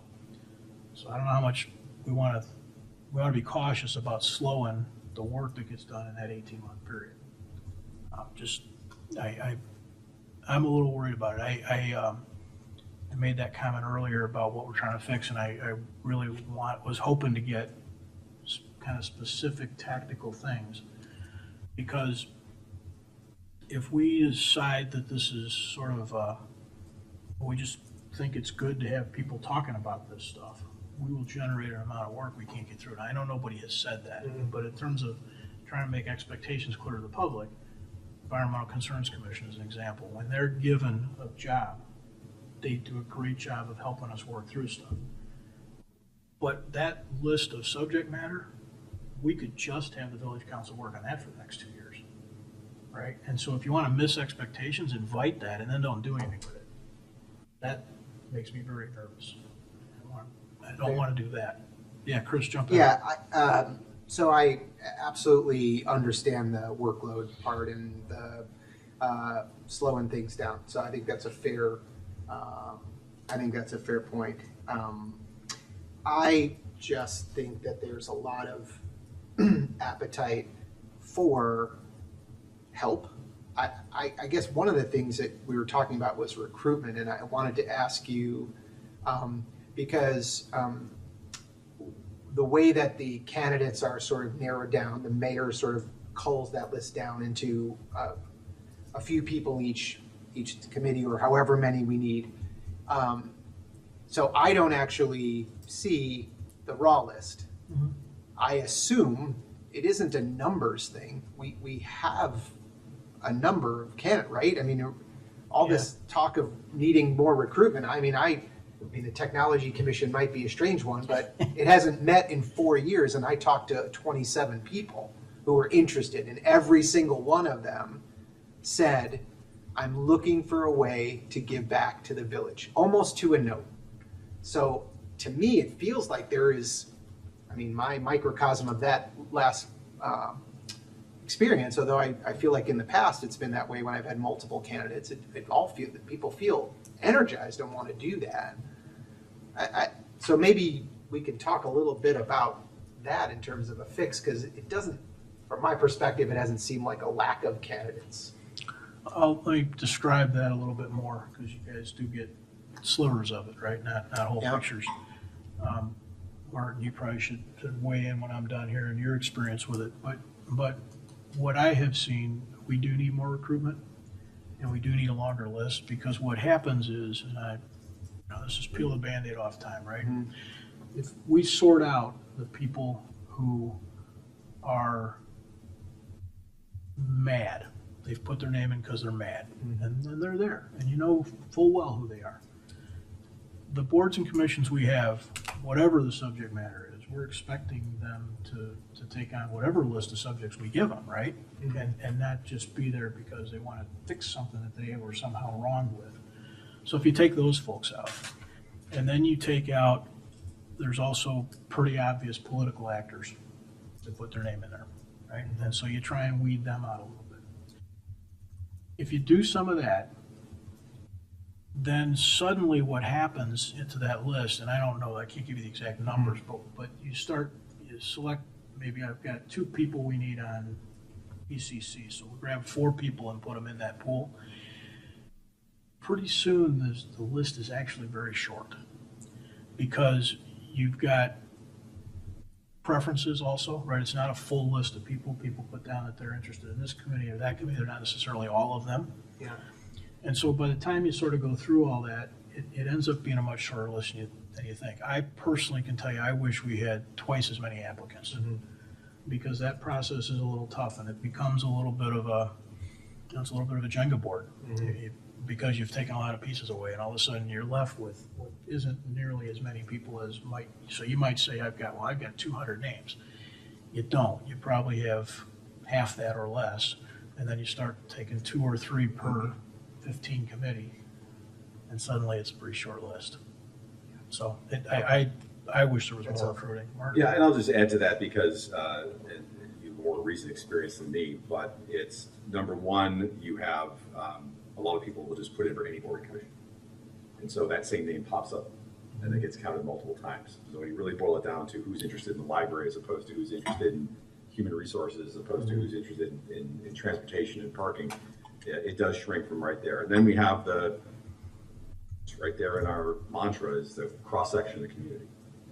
And I found in my experience that you had to work pretty hard to get a cross-section of the community, because you might have 20 people apply for one board or commission, but they all live in the same neighborhood. I'm exaggerating. Or they all are of a certain age, or they all are of a certain part of town, or they they're all attorneys, God forbid, or they're all this or that. And to actually try to then say, all right, we can't have 7 of the same people on this board. It has to represent different experiences, different backgrounds. If they lived here 20 years, they lived here 5 years. They have to be diverse in experience, diverse in the background. They have to have a fit. I'm just going to use the polite word, fit, for the village and for the position. In terms of, you think they're going to actually meet expectations in terms of delivering what the position expects. That shrinks pretty fast. And so I found that historically I had to go out and try to find people from different parts of town, from different lengths of residency, from different cultural and other backgrounds in order to meet that goal of a cross-section of the community, because it didn't always present itself just in the pool, which goes back to Mike's point. That is a challenge for every organization. And oftentimes it was people, you're looking for different, in some boards you have to have different types of experience on the board. Other boards you just want to have someone who is an engineer, someone who's an architect, someone who's a small business owner, someone who's in healthcare. And it's a nice mix of people. And that makes it a smaller list. And sometimes it requires actually going out and trying to, hey, can we try to find some more people to apply? Mayor? Yeah. So I think that's one thing that I did forget is this idea of cross-section versus experience. And I think we have some boards, maybe one that is, we require, I think, an architect. HPDR. Yeah, Yeah. it's an architect, right? Yeah. It's a realtor, an attorney. Once an again, HPD. once again, What about it, Chris? Davenport's board. I'm you trying to say saying, Mike, Uh-huh. I mean, should it be No, that MDHDRP? Hey, But I think that raises the question, we have a Human Services Commission, right? Likely could be advantageous to have someone in those related professions. And I think we do in cases, but it's not required. And so I don't have, maybe I have a little opinion on one or two, but I think part of the discussion should be about that makeup too, which of course makes recruitment probably more difficult. So I understand now a little better about sort of how that raw number maybe isn't as voluminous, but I feel like we should be at least having the discussion about that, the idea of having people in that way. The makeup, and this is not, I don't think really I don't think we have this written anywhere, but I'll just give you what goes on behind the curtain. So I have interpreted this cross-section thing as really pretty literally. So north and south, young and old, professional in that field, not professional in that field. And then I've got other things like, for instance, I kind of, if I can, put somebody that I think is a community communicator. There's people that talk a lot and are around a lot, and there's others that aren't so much. And so I try and make each one of those boards have some of that. Every board is not exactly like that, but it is part of what goes on when you get that list of names. It's in light of who's on the board, and it's I've got these sort of categories. Community connector, I think, is what I call it in my notes at home. But so you do all that. It would be great if we had twice as many people. Now, that's a fair question, Chris. For this purpose, how important do we think that community cross section is, and how do we want to define it? Right. Do we want to change it? I mean, that's how it's been going to this point. So I think our operating concepts are right? So we aren't looking to lengthen the process. We want to, I understand that we want to, so I appreciate the emphasis, Mayor, on the things we want to avoid, right? We don't want to lengthen the process. We don't want to make it less efficient. We want to achieve these operating concepts for sure. I would, as long as we're identifying things we want to maybe avoid, another concern I would have is making a change that would tax our staff beyond their ability, right? There's a bandwidth restriction here. And so when we ask our boards and commissions to do something more, we are inherently asking our staff to do something more as well. So we're, no matter, that's just something else we're gonna need to keep in mind in the analysis of any changes that we would make. So right now, my understanding was tonight, we're just getting some things out there. There's a free-flowing conversation, and so I wasn't maybe as targeted as some in the comments, but I share your concerns as well, Mayor. Ultimately, this needs to make things work even better, and it needs to be something that we can do, and something that will be enduring and last beyond this group here. So, Tammy, I'm still trying to not forget you. Don't want to leave you out of the conversation. You want to jump in at all? No, you haven't forgotten me. I put in my 2 cents, so I'm listening patiently. Well, go ahead and jump in if you feel the need to, so I don't leave you out. Oh, thank you. I appreciate that. Yeah. Great. I don't want to misinterpret something you said earlier, but just the idea of having these boards perhaps report, generate ideas, those kinds of things, and then this expectation that we will do those things. I don't necessarily see that the same way. I think from my perspective, certainly in the upfront, what could happen with all of your ideas, they could be thank you very much and we move on, and that's the reality of being the board versus being an elected commissioner or mayor. I just don't think that's if I understood what you were saying, I don't feel like it's going to make someone not want to be on a board. That was I'm glad you asked. Let me clarify. What I was getting at there is just that if we thought that we wanted an annual report of some kind, right? Then we're going to expect that board to meet sort of independent of any specific direction from the council. Yeah. Other than the direction of meeting and outlining right. what we would be But looking we wouldn't for be giving in them a particular task per se. Correct.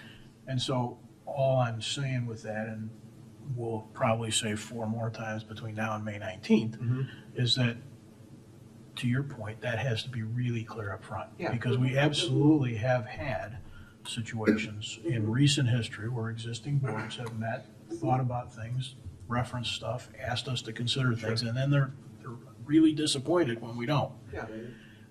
Mike, you and Chris, I think, had a little different view of that. I guess my note said misalignment. But that's a question, right? Because that goes to the expectation thing. So a board meets and considers something. We train them. Ideally, we've provided them the information they need to consider something. Then they've conducted a public hearing. Almost all of these folks are trying to do their best, just like we're doing up here, right?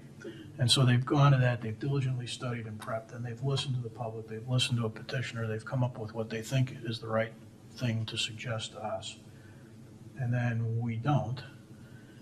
Yeah, it does happen. And at the end of the day, we kind of have the ultimate responsibility, and we have to live with the accountability for that too. But it's just one of the things we have to be really, really clear about as an understanding. And so as we go to this broader enhanced engagement, it invites more opportunity for missing the expectations. That's all. That's it. I think that was one of the reasons why we wanted to do this in the first place, right? Is that, there was a little bit of that feeling. And so if there was a way that we could somehow have that two-way communication with them, so like either whether it be maybe they have an annual report or a reflection. I do like the idea of having kind of like a half-day like super retreat with everyone, so that this way we all kind of get to know each other and what our expectations are, and where we stand on, we know that certain potential things are going to be coming up in meetings. We can have conversations about just perspectives, but I mean, in terms of a fix, it's not necessarily a fix. Again, it's more of just the improvement with regard to how we're using them, our expectations of the boards and the board's expectations of us. I think this conversation is hopefully going to improve just our relationship with the boards and commissions. Liaisons and an annual report both were really attractive to me. Yeah. Because Yes. it drives some of that more Yeah. one-on-one kind of almost. I agree, yeah, and even with a liaison, it doesn't even necessarily have to be that you watch every meeting or go to every meeting, but when you know that there's something large coming up, being able to have that back and forth and conversation, I think will hopefully mitigate maybe some of those difficult feelings that you're referring to. Of maybe you didn't take my recommendation, well, now you have somebody who's having a conversation with you face to face as to why, and that typically makes things a lot easier. Yeah. And that you hit on exactly what I was going to talk about, the liaisons. I think that's going to be the key component here, because what we're really talking about is being efficient with our boards and commissions. And the easiest way to do that is to have some kind of a filter in there, right? That can have an open line of communication, but we all can't do that. And again, back to what Mike was saying too, is it kind of is the staff now.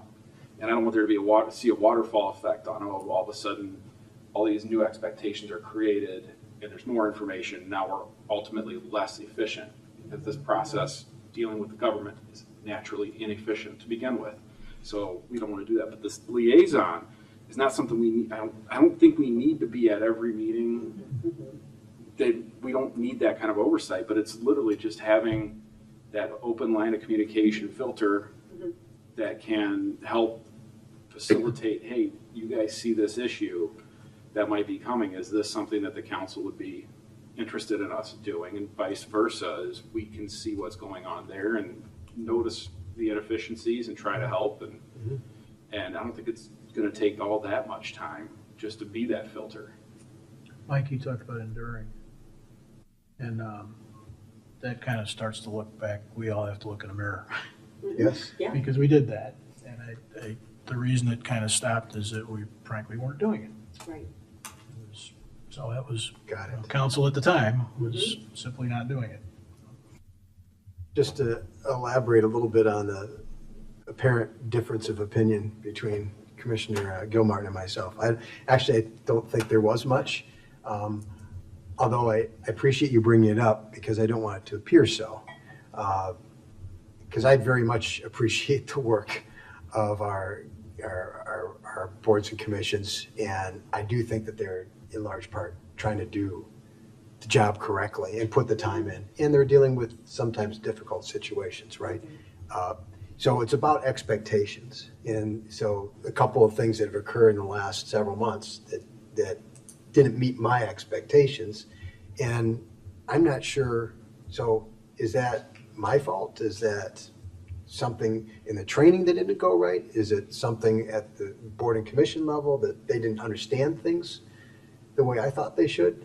In particular, to be specific, when we look at our staff making a specific recommendation and having reasoning behind that based on current code, laws, ordinances, what have you, and then when I get an opinion from a board or commission that doesn't agree with that, but doesn't put their reasoning behind it as to why they don't think those things apply, it should be looked at differently, and then that comes to me, and now, it made my job more difficult.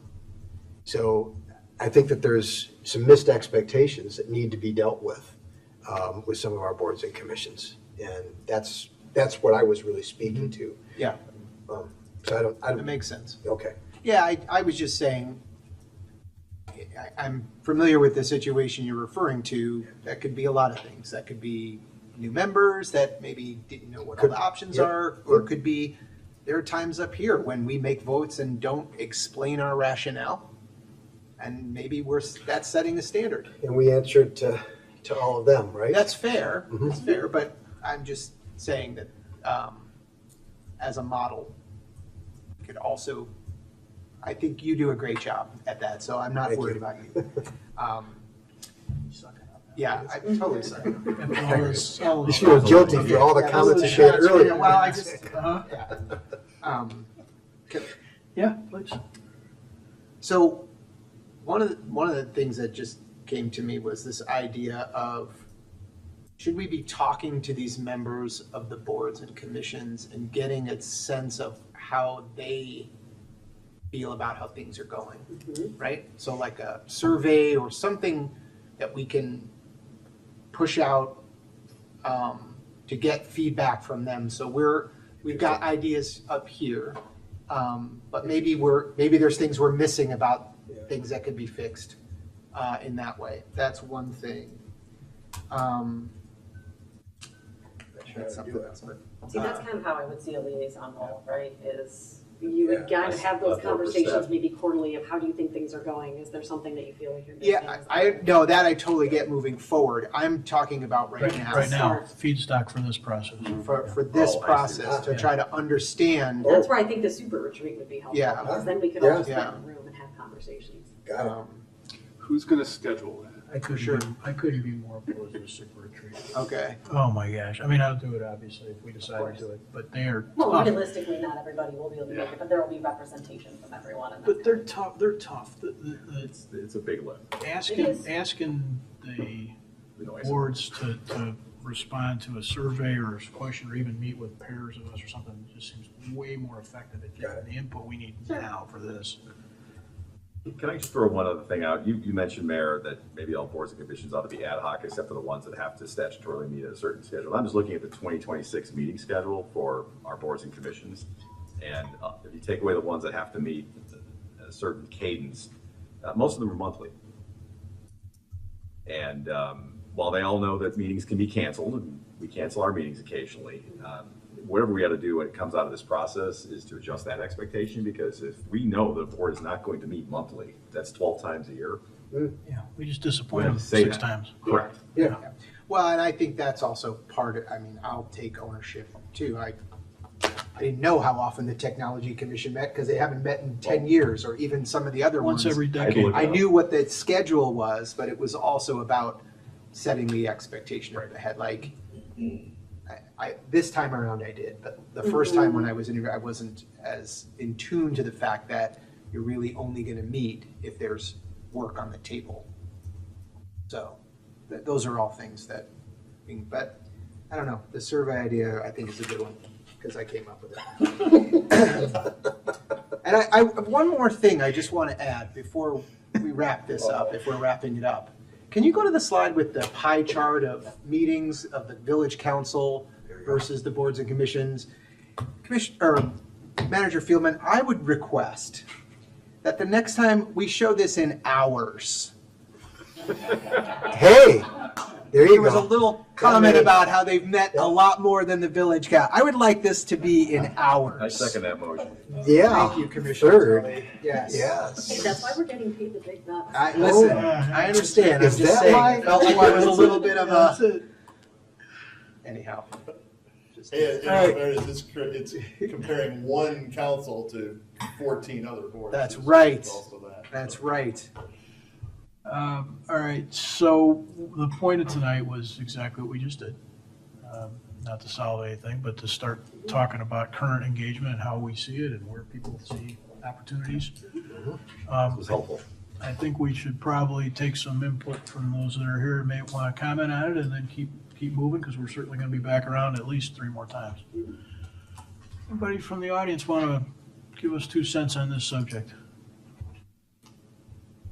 Okay, all right. Well, we are coming back on at least 3 times. Somebody's rising to the occasion. Oh, I was so close.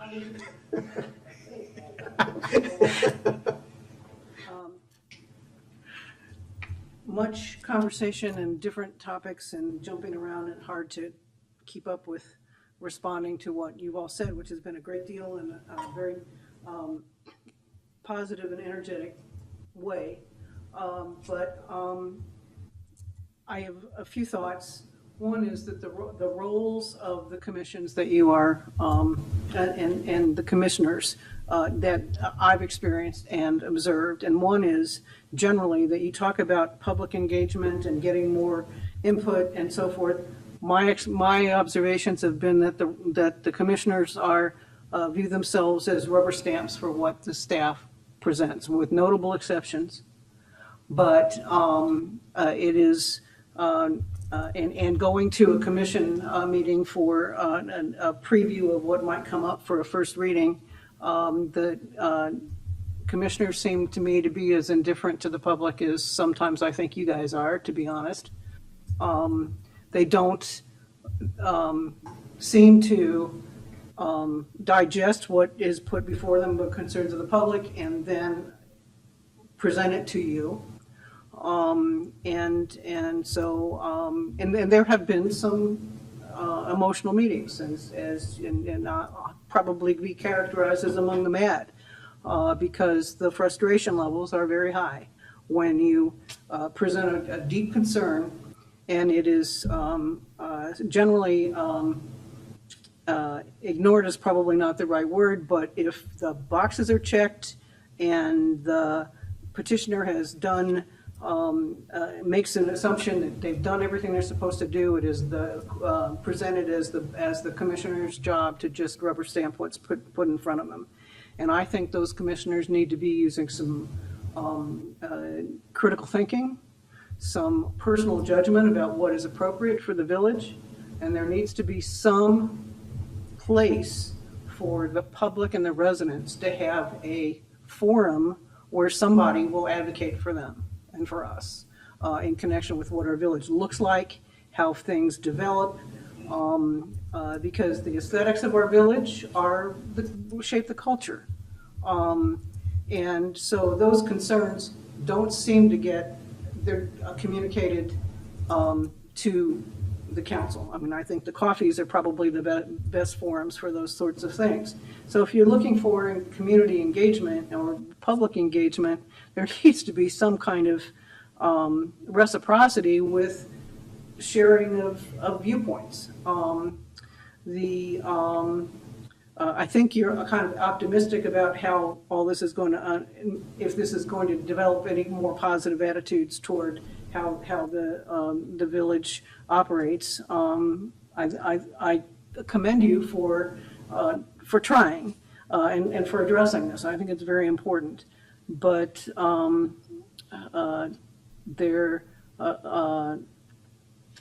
if the commissions are to be a reference point for the public, there needs to be some response that accommodates the viewpoints of the public. And I haven't seen it. I've mostly seen people be quite frustrated that it's a forum to present their concerns, and they're just essentially ignored. So I would hope that might get factored into how you describe what you expect from the commissioners themselves. Thank you.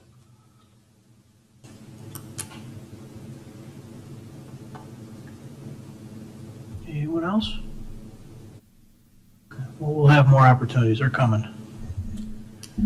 All right, well, gonna move on? Yes. A little update on where we stand on stuff, Dave? Sure. The last item on tonight's manager's report is our report on priority action items. This is obviously the monthly report for February. As a reminder, we are actively working right now on 14 of the 18 priority action items shown on this Gantt chart. All of them, with the exception of one, are tracking on schedule. The slide deck, which was published on our website, provides detailed updates for all of those projects. I'm just going to highlight 4 of them tonight. The closeout of the Ogden Tax Increment Financing District. The status indicator has been changed to yellow, with concerns about meeting the schedule and the potential impact of proposed legislation in Springfield. While we plan to close out this TIF district by the end of this year, into 26, a few redevelopment projects are taking a little longer to complete than anticipated, and it's likely that we won't close out the district until 2027 or later. Also, there's a House bill that contains language that would require TIF districts to be closed upon making a surplus payment to other taxing districts. Our closeout plan calls for us to make a few annual surplus payments and then close out the district.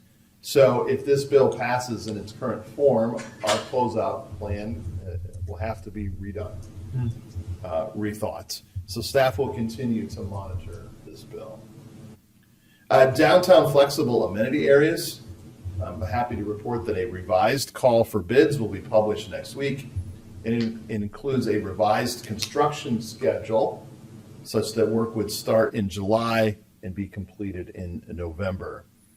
It also allows the council to award the contract for 3 specific areas on the east side of Main Street or all 5 areas. The council will consider awarding this contract in April. Public art program, a request for proposal for 4 art pieces to be placed in the downtown was published on Friday and was widely distributed to many firms, artists, and organizations, as directed by the council just a few weeks ago. The council will consider the proposals in April at the very same meetings where the council is considering the flexible amenity areas to align those 2 integrated projects. And finally, on the attainable housing study, another priority action item, staff continues to work closely with the Metropolitan Mayor's Caucus, and they indicated the competition for their preparation of those studies under the grant-funded program is expected to be very high. Lots of communities looking to have that work done. The good news is that we, the village, could pay the Metropolitan Mayor's Conference to complete the Downers Grove study outside of the grant program. The cost of them completing the study would be $49,000, and while this is an unbudgeted expense, staff recommends proceeding in this manner. This way we can ensure that the study is completed this year, gives us the certainty we're looking for, and the process that the council is looking for as well. So staff is asking for council concurrence on this recommendation. It is under the staff spending authority, so we're just looking for head nods, and if the council would like to do that, we could make that happen, and we would go about that very quickly. I felt like we kind of almost said we were planning that was a likely contingent outcome, Yeah. right? I mean, Yep. Yeah, Dave, could you also just talk about what that might cost Right, thank you. outside of Yeah. going through this way?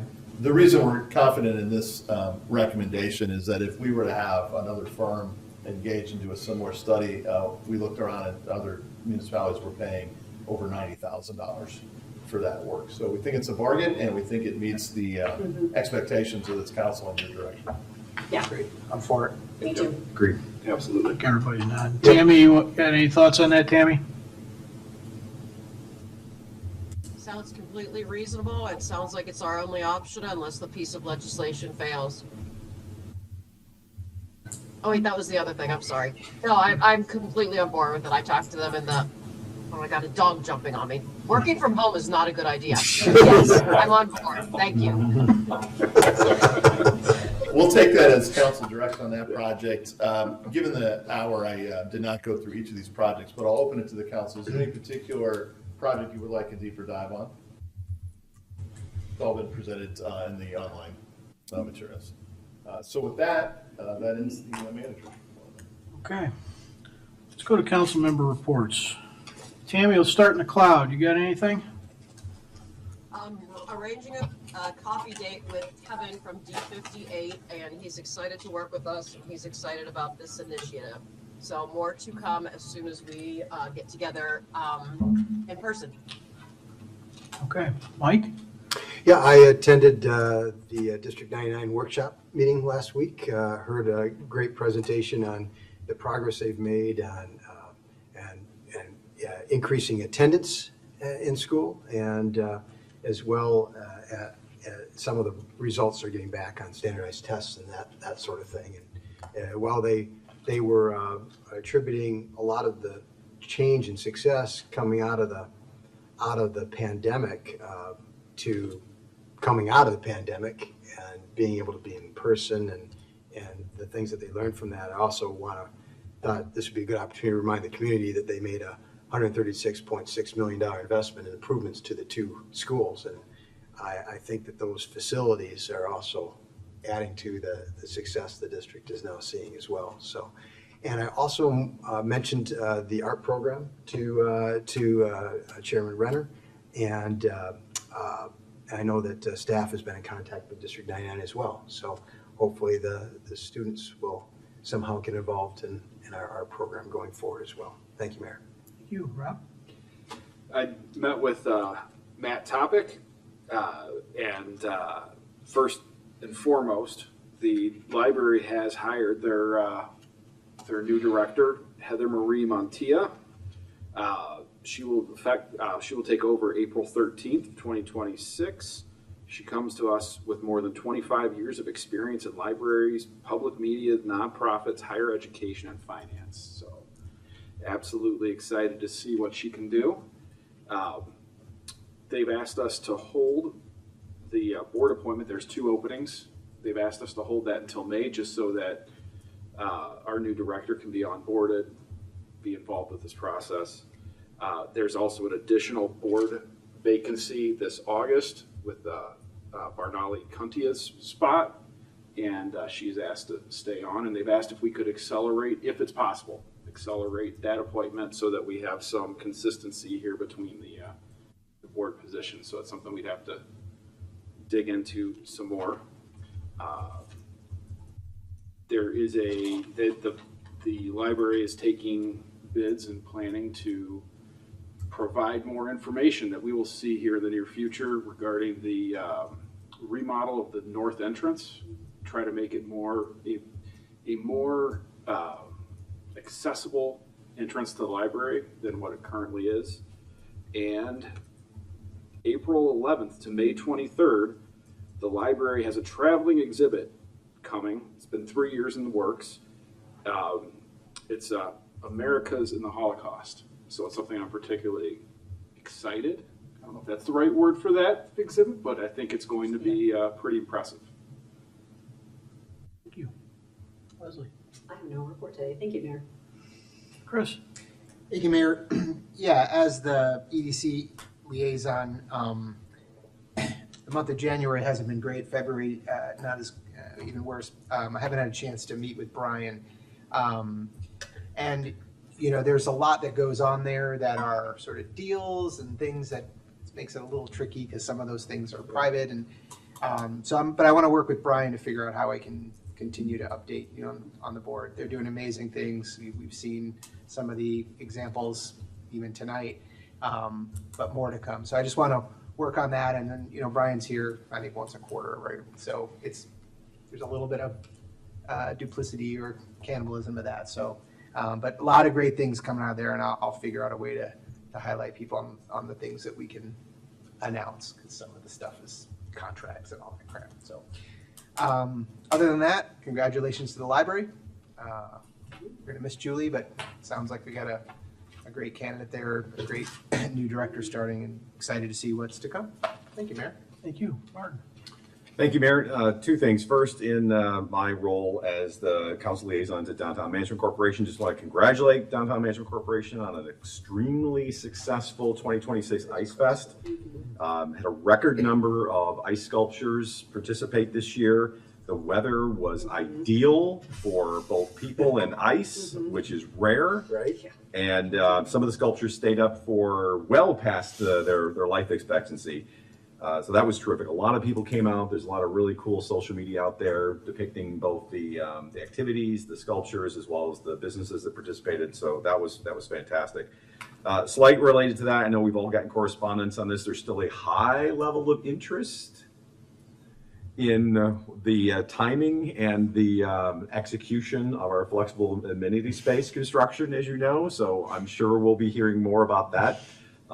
It's coming to all of us, and it just goes back to what I reported out, I think, a few weeks ago, is they know it's coming, they're excited about it, but please, please, please coordinate so we can plan and accordingly. I know staff's in contact daily doing that, but I'm almost goes without saying that that's extremely top of mind for particularly the restaurants in downtown. And then last Sunday, wow, not a good ice day. It was a high of 61 degrees. It was a gorgeous day. I'm sure Commissioner Davenport was out running in shorts and a t-shirt. I took advantage of that myself, and people were, lit up their barbecues and things like that. And of course, everybody immediately thought that there's only 128 days left until Rotary Grows Fest. That was my first thought. That was my first thought. Thank you. That's all I have, Mayor. Thank you. Okay, I should talk with Brian about Pacer and overlay that on special events. Oh. Might be kind of sure. interesting to see. Yeah. Sure. Yeah. Okay, is there a motion to adjourn? So moved. Second. All those in favor? Aye. Aye. Opposed? We are adjourned. Thank you all and have a good night.